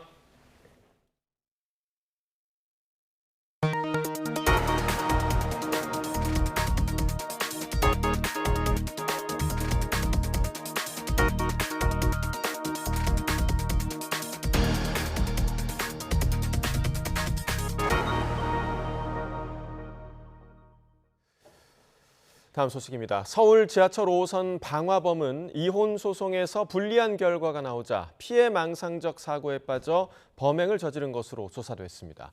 검찰은 불에 잘 타지 않는 내부 자재와 또 성숙한 시민의식 덕분에 참사를 막을 수 있었다면서도 1인 기관사 제도는 대응에 한계가 있었다며 문제로 꼽았습니다. 양동훈 기자가 보도합니다. 대검찰청 통합 심리분석 결과 서울 지하철 5호선 방화범 원모 씨는 이분법적이고 자기중심적인 사고를 가진 것으로 드러났습니다. 이혼 소송에서 불리한 결과가 나오자 모욕감을 느끼고 피해망상적 사고에 빠져 범행을 저지른 것으로 분석됐습니다. 이혼 소송 관련해서 불만이 있었다는데 그거 공론화하시려는 거 맞아요? 네, 맞아요. 원 씨는 보험과 펀드를 해지해 받은 돈을 친족에게 송금하는 등 사전에 범행을 준비했습니다. 주유소에서 미리 휘발유를 구매했고 범행 전날에는 지하철 1, 2, 4호선을 타고 주요 역들을 답사한 것으로 확인됐습니다. 검찰은 이렇게 치밀하게 범행을 준비했는데도 인명피해가 적었던 이유로 지난 2003년 대구 지하철 참사 이후 지하철 내장재가 불에 잘 타지 않는 재질로 교체된 점을 꼽았습니다. 지하철에 탑승한 시민들과 출퇴근길 경찰들이 노약자 대피를 돕고 소화기로 잔불을 진화하는 등 성숙한 시민의식을 보여준 점도 언급했습니다. 기관사도 승객들이 안전하게 대피할 수 있도록 최선을 다했다고 밝혔습니다. 다만 검찰은 혼자 운행하는 기관사가 열차 관리와 승객 문의 대응, 상황 보고 등을 모두 감당하기에는 현실적 어려움이 있었다며 보완책 마련을 당부했습니다. YTN 양동훈입니다. 서울 중랑경찰서는 인터넷 커뮤니티 게시판에 초등학교 학생들을 살해하겠다는 취지의 협박글을 게시한 혐의를 받는 20대 남성 A씨를 구속 송치했습니다. 경찰 조사 결과 A씨는 지난해 10월부터 지난 2월까지 초등생 살해 협박글 외에도 여대나 지하철역 등에서 불특정 다수를 살해하겠다는 글을 올린 거로 드러났습니다.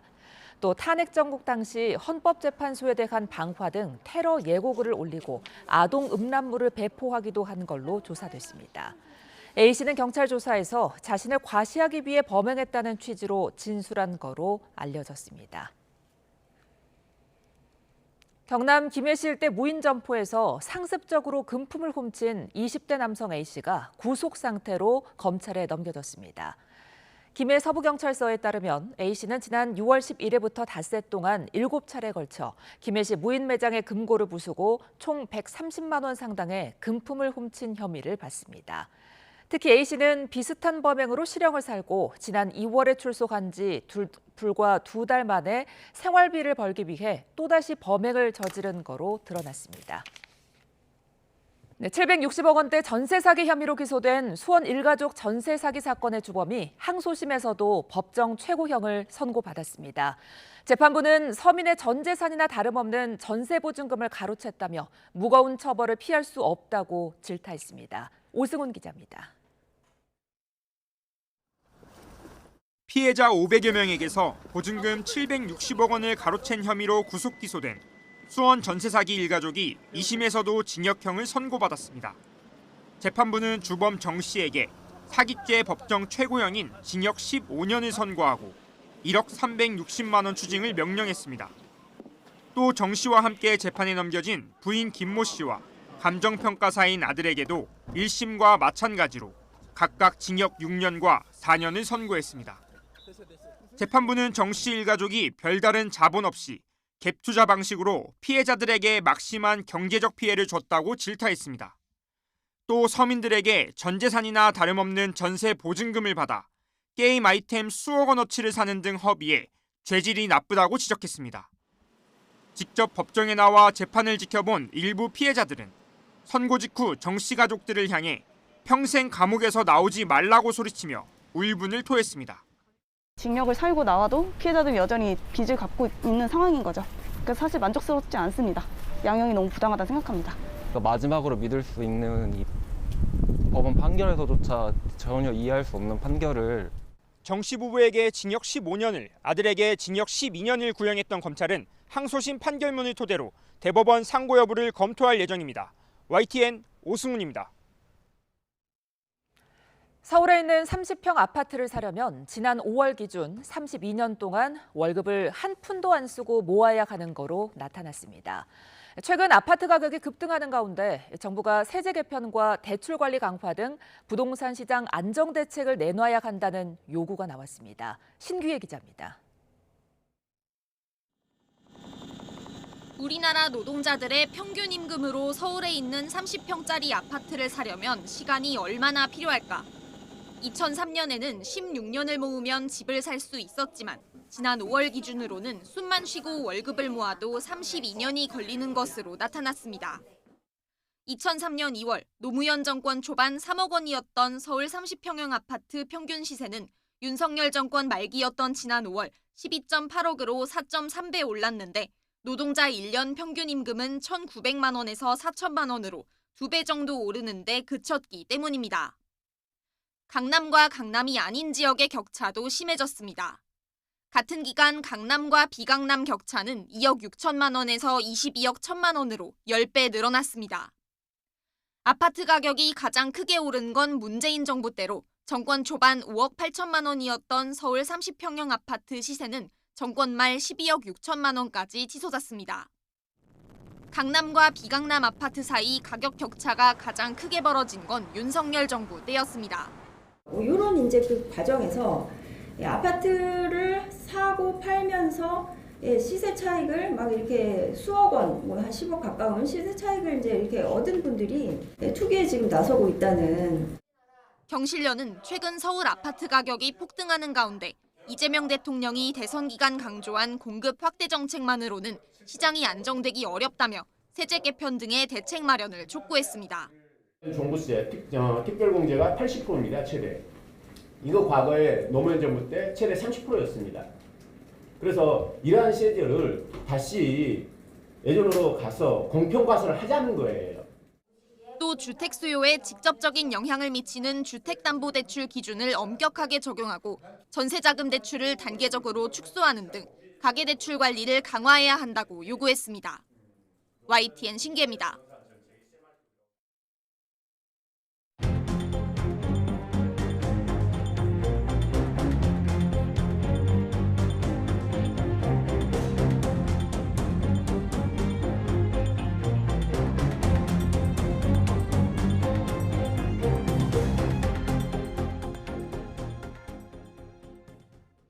윤석열 전 대통령에 대한 체포영장이 기각됐습니다. 특검팀은 윤 전 대통령에게 28일 오전 9시까지 출석 통보를 했고 윤 전 대통령은 오전 10시까지 출석할 거라며 신경전을 벌이고 있는데요. 이와 함께 김용현 전 장관 구속 등 여러 이야기 손정혜 변호사와 함께 나눠보겠습니다. 안녕하십니까? 안녕하세요. 예, 법원이 윤 전 대통령에 대해 체포영장을 기각했습니다. 기각 사유를 특검 조사에 응할 것이다. 이렇게 윤 전 대통령 측에서 밝히고 있기 때문이라고 했는데 이런 경우가 이례적이라고요? 그렇습니다. 소환 불응에 대비하는 것이 체포영장이기 때문에 소환 불응에 대해서 소환에 응하겠다라는 입장을 밝히면서 이례적으로 지금 소환 일정이 잡힌 것도 사실 이례적이고 정식적으로 소환 통보하지 않고 체포영장을 청구한 것도 이례적입니다. 이런 이런 상황은 특수한 상황으로 해석할 수 있는데 특수한 상황이 이미 벌어졌었죠. 이미 윤석열 전 대통령이 경찰의 소환에 대해서 불응한다는 의사표시를 여러 차례 했을 뿐만 아니라 내란죄 수사에서도 소환 조사에 제대로 응하지 않고 제대로 된 진술 조사가 이루어지지 않아서 결국 체포영장을 집행하는 과정에서 또 특수공무집행 방해죄가 성립하느냐 안 하느냐 이런 문제가 거론됐기 때문에 이례적으로 정식적인 소환 통보 없이 특검에서 체포영장을 먼저 청구하는 상황이 발생했고 또 법원에서는 이것을 기각함으로 인해서 이 소환에 대해서 어느 정도 담보하는 의사표시를 또 밝혔기 때문에 기각하는 상황이 확인되는 상황입니다. 예, 말씀해 주신 것처럼 통상적으로 보통 소환에 불응한 다음에 체포영장을 이제 신청을 하는 건데 특검이 먼저 체포영장을 신청한 이유는 뭐라고 봐야 될까요? 일단 시간을 지연시키지 않겠다라는 신속한 그 수사에 대한 의지입니다. 두 번째로는 이렇게 만약에 체포영장을 신청했다가 기각했다라고 하더라도 당연히 윤석열 전 대통령 변호인 측에서 우리는 출석을 할 것이다라는 의견을 개진할 것이기 때문에 그 의견을 그런 어떤 출석을 하겠다라는 의사표시를 이끌어내기 위해서라도 체포영장을 신청했다라고 봐야 될 것 같고요. 궁극적으로는 체포영장에 대한 영장은 기각됐지만 결과적으로는 소환조사에 응하겠다라는 의사표시를 얻어냄으로 인해서 소기의 성과를 달성했다 이렇게 봐야 될 것 같고 앞으로는 특검에서는 수사 주체의 위법성 논란이 제거됐기 때문에 이제 윤석열 전 대통령이 과거에 수사 주체가 위헌이고 위법하다 이런 주장을 하지 못할 것을 알고 있는 상황에서 적극적으로 강도 높게 신속한 수사를 보이겠다라는 것이 이번에 체포영장 신청이고 그리고 더불어서 출국금지 조치까지 굉장히 짧은 시간 동안 우린 준비하고 있고 앞으로 강도 높은 수사를 하겠다라는 의지를 천명한 것 같습니다. 네, 특검은 이제 곧바로 28일 토요일 오전 9시에 출석을 해라 이렇게 요구를 했는데 윤 전 대통령 측은 10시에 출석하겠다 이렇게 밝혔거든요. 좀 신경전이 오가는 것 같아요. 뭐 기싸움이라고 평가하는 부분들도 있다고 하던데요. 국민들 입장에선 1시간 차이가 그렇게 유의미하진 않을 겁니다. 수사기관과 피의자 신분인 양측에서 서로 1시간을 둘러싸고 기싸움하는 것은 뭐 타당하지 않을 것으로 보이고요. 그런 만큼 특검에서도 9시냐 10시냐 이 부분에 집착하기보다는 충분히 조율된 시간으로 또 피의자 측에서 요청하는 10시에 소환 조사를 하도록 정리하지 않을까라는 생각이 들고요. 결과적으로 윤 전 대통령은 이 특검의 어떤 수사와 관련한 어떤 위헌성에 대해서도 지적하고 있는 상황이기 때문에 실질적으로 절법 절차나 피의자의 권리를 최대한 보장하는 쪽으로 절차를 인정해달라는 취지로 시간 변경도 요청했다라고 봐야 될 것 같습니다. 그러니까 특검의 일방적인 명령을 받아들이기 어려워서 10시에 출석하겠다 이렇게 말을 한 건데 어떻게 좀 더 해석해 봐야 될까요? 네, 일반적으로는 수사기관이 9시에 나와주세요라고 하면 일반 국민 피의자들은 9시에 맞춰서 나가려는 경향이 있겠죠. 근데 이 사건 같은 경우는 특수하게 과거에 윤 전 대통령이 경찰 수사라든가 공수처 수사와 관련해서 굉장히 팽팽한 법률적인 싸움과 어떻게 말하면 정치적인 싸움을 해왔던 경위가 있기 때문에 현재 특검으로부터 일방적으로 수동적으로 조사에 응하지 않겠다. 피의자로서 가지고 있는 모든 권리를 행사할 뿐만 아니라 수사 시간도 적절하게 조정하도록 우리의 권리도 주장하겠다라고 보이는 측면에서 일방적인 어떤 이 절차는 그대로 받아들이기 어렵다. 이렇게 밝힌 게 아닐까 생각이 들고요. 그러므로 인해서 우리가 과거에 봤던 수사기관과 여러 가지 어떤 법리적인 쟁점과 절차적인 문제에 대한 부분들 앞으로 특검 과정에서도 계속 지속적으로 이루어지지 않을까 생각을 하고요. 소환 조사 시간도 이렇게 지금 다투고 있잖아요. 그럼 소환 조사했을 때 조사의 방법, 질문의 방법, 휴식 시간을 보장하는지 여부, 영장 청구의 적법성, 그리고 이 특검 절차의 어떤 위헌적이거나 인권을 침해했는지 여부 하나 주장이 들어올 것이 예견되는 상황입니다. 그러면서 이제 윤 전 대통령 측에서는 특검의 비공개 출석을 요구했는데 특검이 받아들일 확률은 얼마나 보세요? 뭐 가능성은 있어 보입니다. 과거의 전례를 따라서 공개할 가능성도 있고 특히 특검법에 따르면 국민의 알 권리를 보장하는 취지에서 여러 가지 조항이 들어온 만큼 과거의 어떤 비공개 수사의 원칙보다는 알 권리 보장 차원에서 공개할 가능성도 있지만 불필요하게 이렇게 공개냐 비공개를 둘러싸고 또다시 정치적인 어떤 논쟁이 발생할 것이 실익이 없다라고 판단한다고 한다면 비공개 조사도 가능해 보이는 상황이고요. 일전에 내란죄를 수사하면서도 지하로 들어갔다 지하로 나온다던가 영장실질 심사 과정에서도 주차장으로 들어가서 있어서 대중들에게 이제 눈에 띄지 않는 형식으로 이동 동선을 이제 배려한 측면이 있는데 이 정도의 배려는 또 충분히 가능할 수 있다라고 보입니다. 자, 이런 상황을 두고 이제 윤 전 대통령과 조은석 내란 특검 모두 특수통 검사 출신이기 때문에 이 특수통 검사들의 팽팽한 수싸움이 시작됐다 이런 해석도 있던데요. 그렇습니다. 특검도 만반의 준비를 할 것입니다. 내란죄 수사 과정이 얼마나 어렵고 지진하고 그리고 그 과정에서 얼마나 많은 공권력의 어떤 수사의 낭비라든가 공권력에 대한 치열한 어떤 다툼이 있었던 것을 봤기 때문에 한 점 오차 없이 법리적인 부분을 충분히 챙기려고 노력할 것이고요. 절차적인 부분과 관련해서 과잉 수사 내지는 인권 침해의 요소가 없도록 살펴볼 가능성이 굉장히 많은데 그 과정에서 윤 전 대통령이 하나하나 절차에 대해서 문제를 삼을 가능성도 배제하기 어렵기 때문에 그를 둘러싼 잡음이 발생하지 않도록 팽팽하게 지금 기선 제압을 시작했다 이렇게 보는 것이 타당할 것 같고요. 특히 특수공무집행 방해죄와 관련해서는 이미 경호처의 수뇌부들에 대한 구속영장이 기각된 만큼 굉장히 법리적으로도 보완해야 될 뿐만 아니라 사실관계도 면밀하게 살펴봐야 돼서 혹여라도 추가 기소하는 부분에 있어서 구속영장이 기각되거나 또는 절차 위반이 발생할 것이 염려되는 상황이기 때문에 그런 부분들이 없도록 충실하게 챙기는 거 아닐까 생각이 들고요. 또 그 과정에서 피의자의 신분인 윤 전 대통령이 수사에 제대로 응하지 않는다고 한다면 특검의 어떤 정당성이라든가 존재 가치가 좀 떨어질 가능성이 있거든요. 이 점을 염두해서 꼼꼼하게 의지를 보이는 것 같습니다. 자, 그런데 지금 윤 전 대통령 측은 특검에 대해서 위헌 소지가 있다 이런 주장을 하고 있거든요. 위헌 법률 심판 제청 신청도 염두하는 걸로 알려지고 있는데 승산 가능성은 얼마나 보십니까?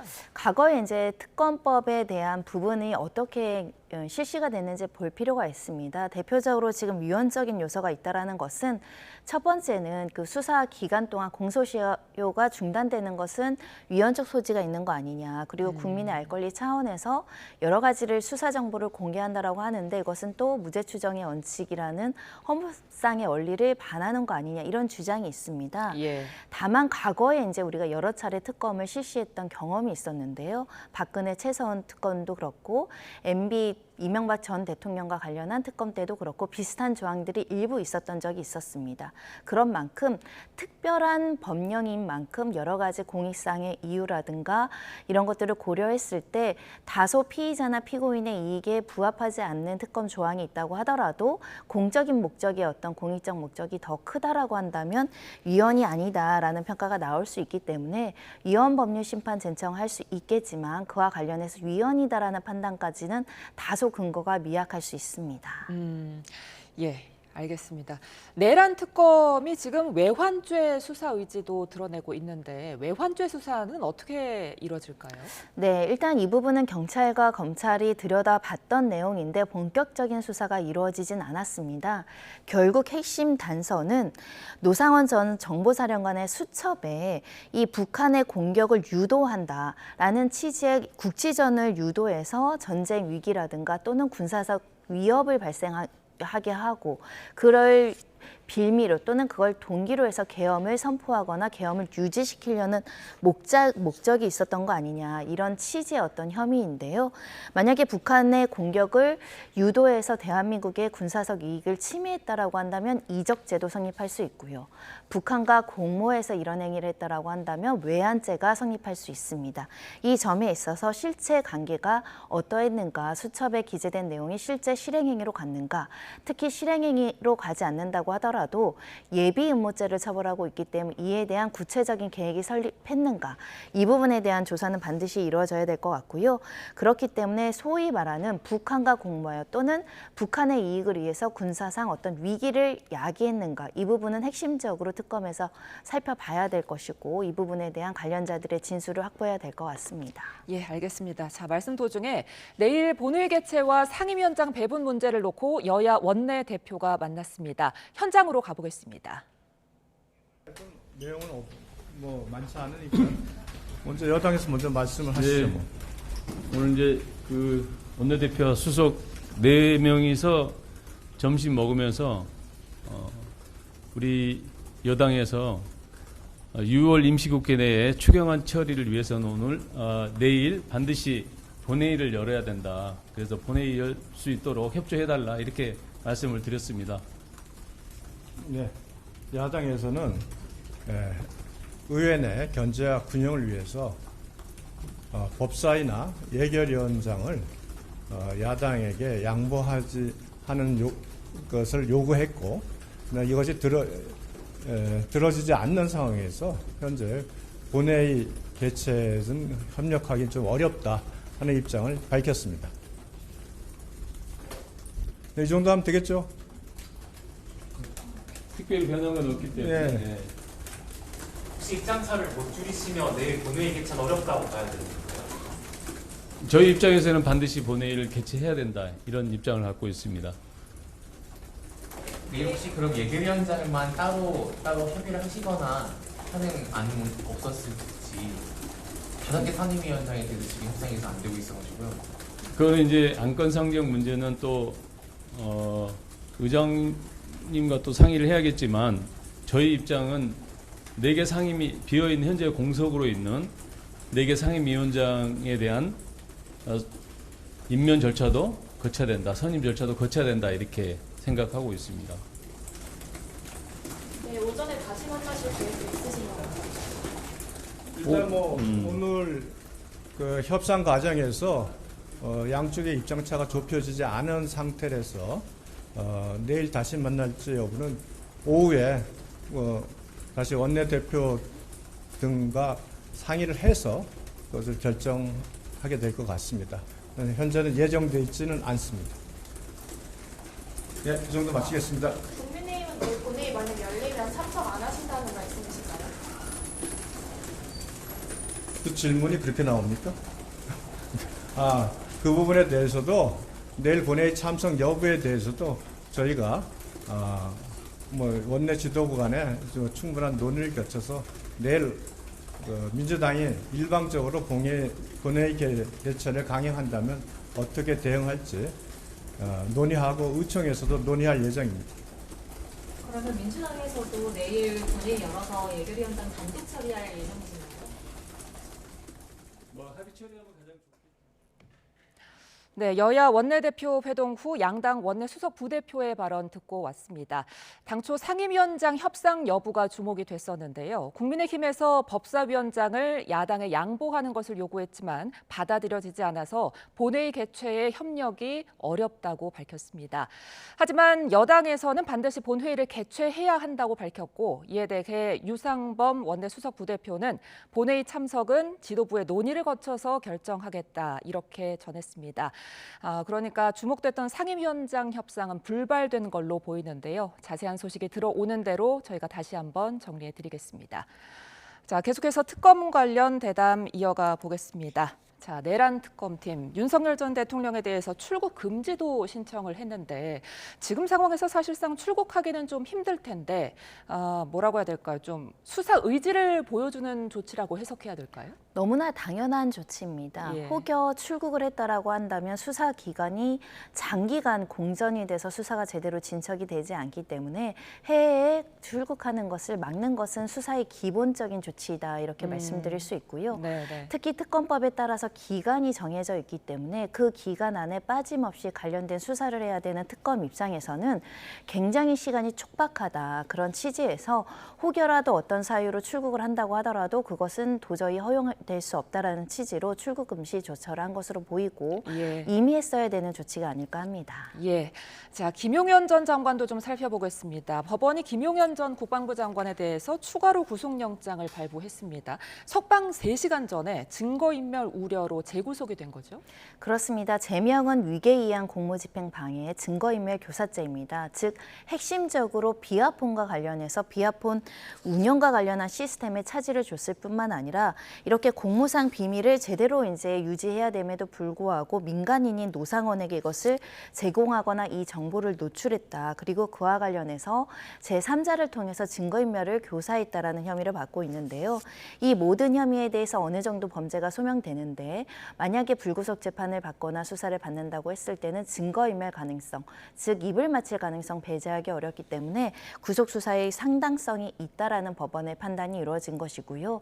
그런 만큼 구속 기간이 만료돼서 보석 석방이 가능한 상황이나 또는 보석 기간 만료로 그냥 석방되는 절차를 하는 과정에서 직전 몇 시간을 앞두고 다시 구속되는 일이 발생을 했고 이렇게 추가 기소 가능성이 충분히 있다라는 것을 다른 피의자나 공범들에게도 이제 어느 정도 메시지를 줌으로 인해서 특검이 하나하나 구체적으로 사건을 들여다보고 있고 이미 기소된 사건 이외에도 범죄 협의점이 있다라고 한다면 이렇게 추가 기소할 수 있다라는 것을 명확하게 드러내고 있다라고 보입니다.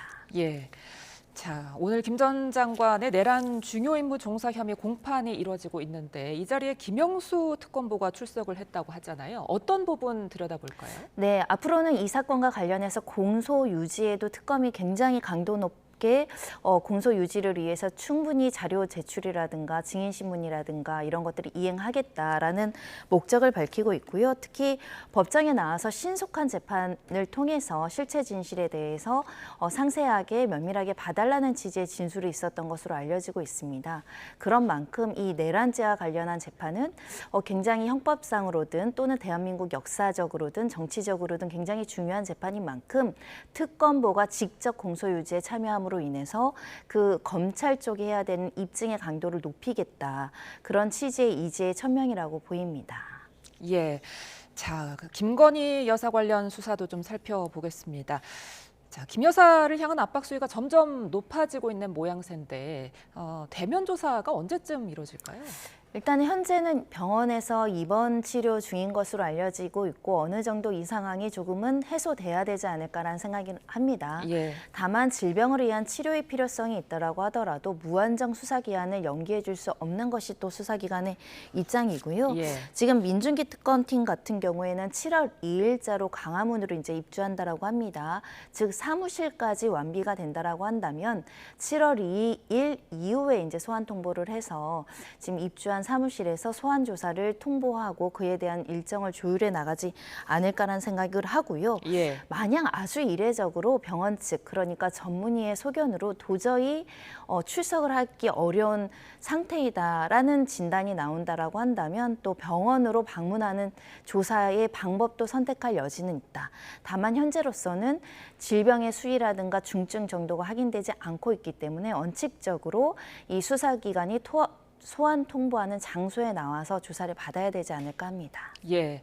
자, 그런데 이 세 개의 특검 모두 김 여사와 관련이 있다는 말들이 많은데 어떤 특검에서 김 여사를 가장 먼저 소환할까요? 네, 김건희 특검팀이 가장 유력하죠. 왜냐하면 김건희 여사를 둘러싼 다양한 제명과 여러 가지 수사의 범위와 관련해서 김건희 여사가 지금까지 받았던 조사는 한 차례 정도의 서면 조사라든가 한 차례 정도의 제3의 장소에서의 조사였기 때문에 상대적으로 다른 피의자들에 비해서는 조사를 제대로 받지 않은 결과가 도출됐고 그로 인해서 김건희 여사의 이불을 통해서 확인해야 될 사실관계가 굉장히 많을 뿐만 아니라 현재 거론되는 제명만 16개가 넘거든요. 예. 그런 만큼 강도 높은 수사가 예정되어 있는 상황이고 지금 특검팀이 만들어진 이후에 또 곳곳에서 여러 가지 제보와 새로운 사실관계를 들여다봐야 된다는 목소리가 많은 만큼 김건희 여사의 대면 조사의 필요성은 더더욱 높아지고 있는 상황입니다. 예. 그런데 일각에서는 특검 수사 비중이 윤 전 대통령보다 김건희 여사에 대한 비중이 더 클 것이다. 이렇게 보기도 하던데 어떻습니까? 윤석열 전 대통령은 내란죄 수사를 거치면서 그럼에도 불구하고 여러 차례 수사 절차라든가 여러 가지 증거 수집이 이루어졌으나 예. 김건희 여사는 그와 비견했을 때는 수사가 제대로 이루어지지 않고 진척되지 않은 측면이 있는 상황이고요. 특히 김건희 여사를 둘러싼 사건 중에는 그 국정농단 그러니까 권한 없이 여러 가지 인사권에 개입하고 어떤 사람에 대해서 청탁을 한다던가 국정에 대해서 부당하게 개입했다는 의혹도 지금 방대하게 지금 제시되고 있는 상황이거든요. 예. 그런 만큼 사실관계 하나하나가 하나의 범죄로서 성립할 수 있고 그것이 병합된다고 한다면 굉장히 많은 범죄의 어떤 숫자로서 조사에 임해야 되는 사건이기 때문에 그래서 특검 수사 비중도 높아질 수밖에 없고 지금 특검에서 파견한 검사 수만 40명이 넘습니다. 그런 만큼 김건희 여사를 둘러싼 사건과 의혹이 방대하다. 그만큼 특검팀 인원도 굉장히 많이 꾸려져 있고 앞으로 수사를 강도 높게 할 것이라고 예상되는 상황입니다. 알겠습니다. 여기까지 듣겠습니다. 지금까지 손정혜 변호사와 함께했습니다. 고맙습니다.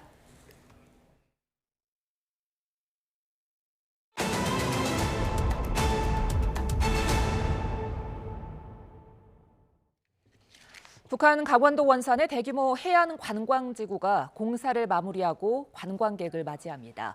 김정은 국무위원장이 애착을 보였던 사업으로 당장은 러시아 관광객 유치가 목적으로 보이는데 남북 관계 변화를 이끌 매개체가 될 수 있을지 관심입니다. 이종원 기자입니다. 해안가를 따라 고층 호텔과 테라스식 건물 등 숙박시설이 줄지어 들어섰습니다. 휴양지 분위기를 연출하는 조경도 갖췄고 곳곳에는 풀장과 기다란 워터슬라이드도 설치됐습니다. 긴 백사장, 명사십리를 자랑하는 북한의 원산 갈마 해안 관광지구로 건설계획 발표 10여 년 만에 준공식을 열고 관광객 맞이 준비를 마쳤습니다. 예술적 호환성과 연결성을 이룬 원산 갈마지구는 명실공히 세상에 둘도 없는 우리식의 해안 관광 도시입니다. 준공식엔 김정은 국무위원장은 물론 부인 이설주와 딸 주애 등 가족이 총출동했는데 이설주의 공개 활동은 1년 반 만입니다. 그만큼 김 위원장의 애착이 컸던 사업으로 북한 매체들은 2만 명이 묵을 수 있는 숙박시설을 갖췄다고 선전했습니다. 김 위원장도 올해 가장 큰 성과 가운데 하나라며 이번 경험을 바탕으로 내년 초 9차 당대회에서 다른 관광지구 건설 계획도 확정하겠다고 말했습니다. 이처럼 북한이 관광지구 개발에 열을 올리는 건 대북 제재 대상이 아닌 관광산업을 일으켜 외화를 벌어들이는 게 우선적인 목적입니다. 당장은 러시아 관광객 유치가 목적으로 보이지만 장기적으로는 관광산업이 해외 정책 변화를 이끌 매개체가 될 수 있을지도 관심입니다. I think he'll be happy to see him coming back. I think he has tremendous condo capability. He's got a lot of shoreline. 무엇보다 남측 관광객이 가장 큰 손이라는 건 북한도 과거 경험을 통해 잘 알고 있는 만큼 남북관계 개선을 바라는 이재명 정부에겐 유용한 도구가 될 수 있다는 평가도 나옵니다. 2019년 김 위원장은 금강산 지구를 방문해 너저분한 남측 시설을 모조리 철거하라고 지시하면서도 남측 동포들은 언제든 환영한다는 발언을 내놓기도 했습니다. 통일부 당국자는 당장은 예단하기 어렵다면서도 과거 금강산 관광을 통해 남측이 대체 불가한 고객이란 건 북한도 잘 알고 있을 거라고 말했습니다. YTN 이종원입니다. 이스라엘과 이란의 분쟁을 일단 봉합시킨 트럼프 미국 대통령이 이제 우크라이나 전쟁을 끝내기 위해 어떤 방안을 내놓을지 주목됩니다. 하지만 이란 공습은 푸틴 러시아 대통령에게 우크라이나 침공을 정당화할 수 있는 빌미를 제공했다는 점에서 종전 협상은 더 어려워졌습니다. 권영희 기자입니다. 미국은 이란이 핵무기를 개발하고 있다는 구체적인 증거를 갖고 있지 않았습니다. 핵무기를 보유할 수도 있다는 의혹만으로 공격을 단행했습니다. The IAEA had said that Iran had likely enriched enough material for up to 9 nuclear weapons. But what we haven't really got any evidence on is any other activities that would allow Iran to build nuclear warheads. 트럼프 미국 대통령은 힘으로 이란을 주저앉히며 언제까지 지속될지 모를 평화를 일단 가져왔습니다. 이제 대선 과정에서 취임 첫날 해결하겠다고 장담했던 우크라이나 전쟁에 관여할 태세입니다. Vladimir Putin really has to end that war. People are dying at levels that people haven't seen before for a long time. 그러나 이란에 대한 미국의 공격은 러시아에 좋은 핑계를 제공합니다. 북대서양 조약기구 나토가 동진하며 러시아를 위협할 수 있어 우크라이나를 공격할 수밖에 없었다는 러시아 주장과 똑같습니다. 푸틴 러시아 대통령은 즉시 이런 논리를 내세웁니다. Неспровоцированная абсолютно агрессия против Ирана не имеет под собой никаких оснований и никаких оправданий. 트럼프는 강대국의 약소국에 대한 무력 침공을 예방적 선제 공격으로 포장할 수 있는 길을 열었습니다. 그런 면에서 이란에 대한 미국 공습의 최대 수혜자 가운데 한 명은 푸틴일 수 있습니다. 그리고 우크라이나 전쟁을 끝내기 위한 협상은 더 꼬일 가능성이 커졌습니다. YTN 권영입니다.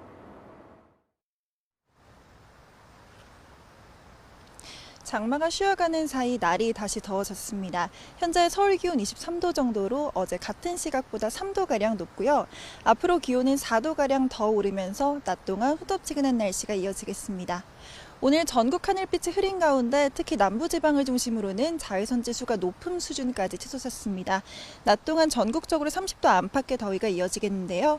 서울 한낮 기온이 27도, 광주 29도, 대구와 창원 30도까지 오르겠고요. 습도가 높아서 실제 체감 온도는 이보다 조금 더 높게 나타나겠습니다. 또 늦은 오후에는 대기가 불안정해지면서 강원 내륙과 산간에 소나기가 지나는 곳이 있겠습니다. 주말엔 정체전선이 다시 북상하면서 제주를 제외한 전국 곳곳에 비가 내리겠고요. 이번에도 양은 많지 않겠습니다.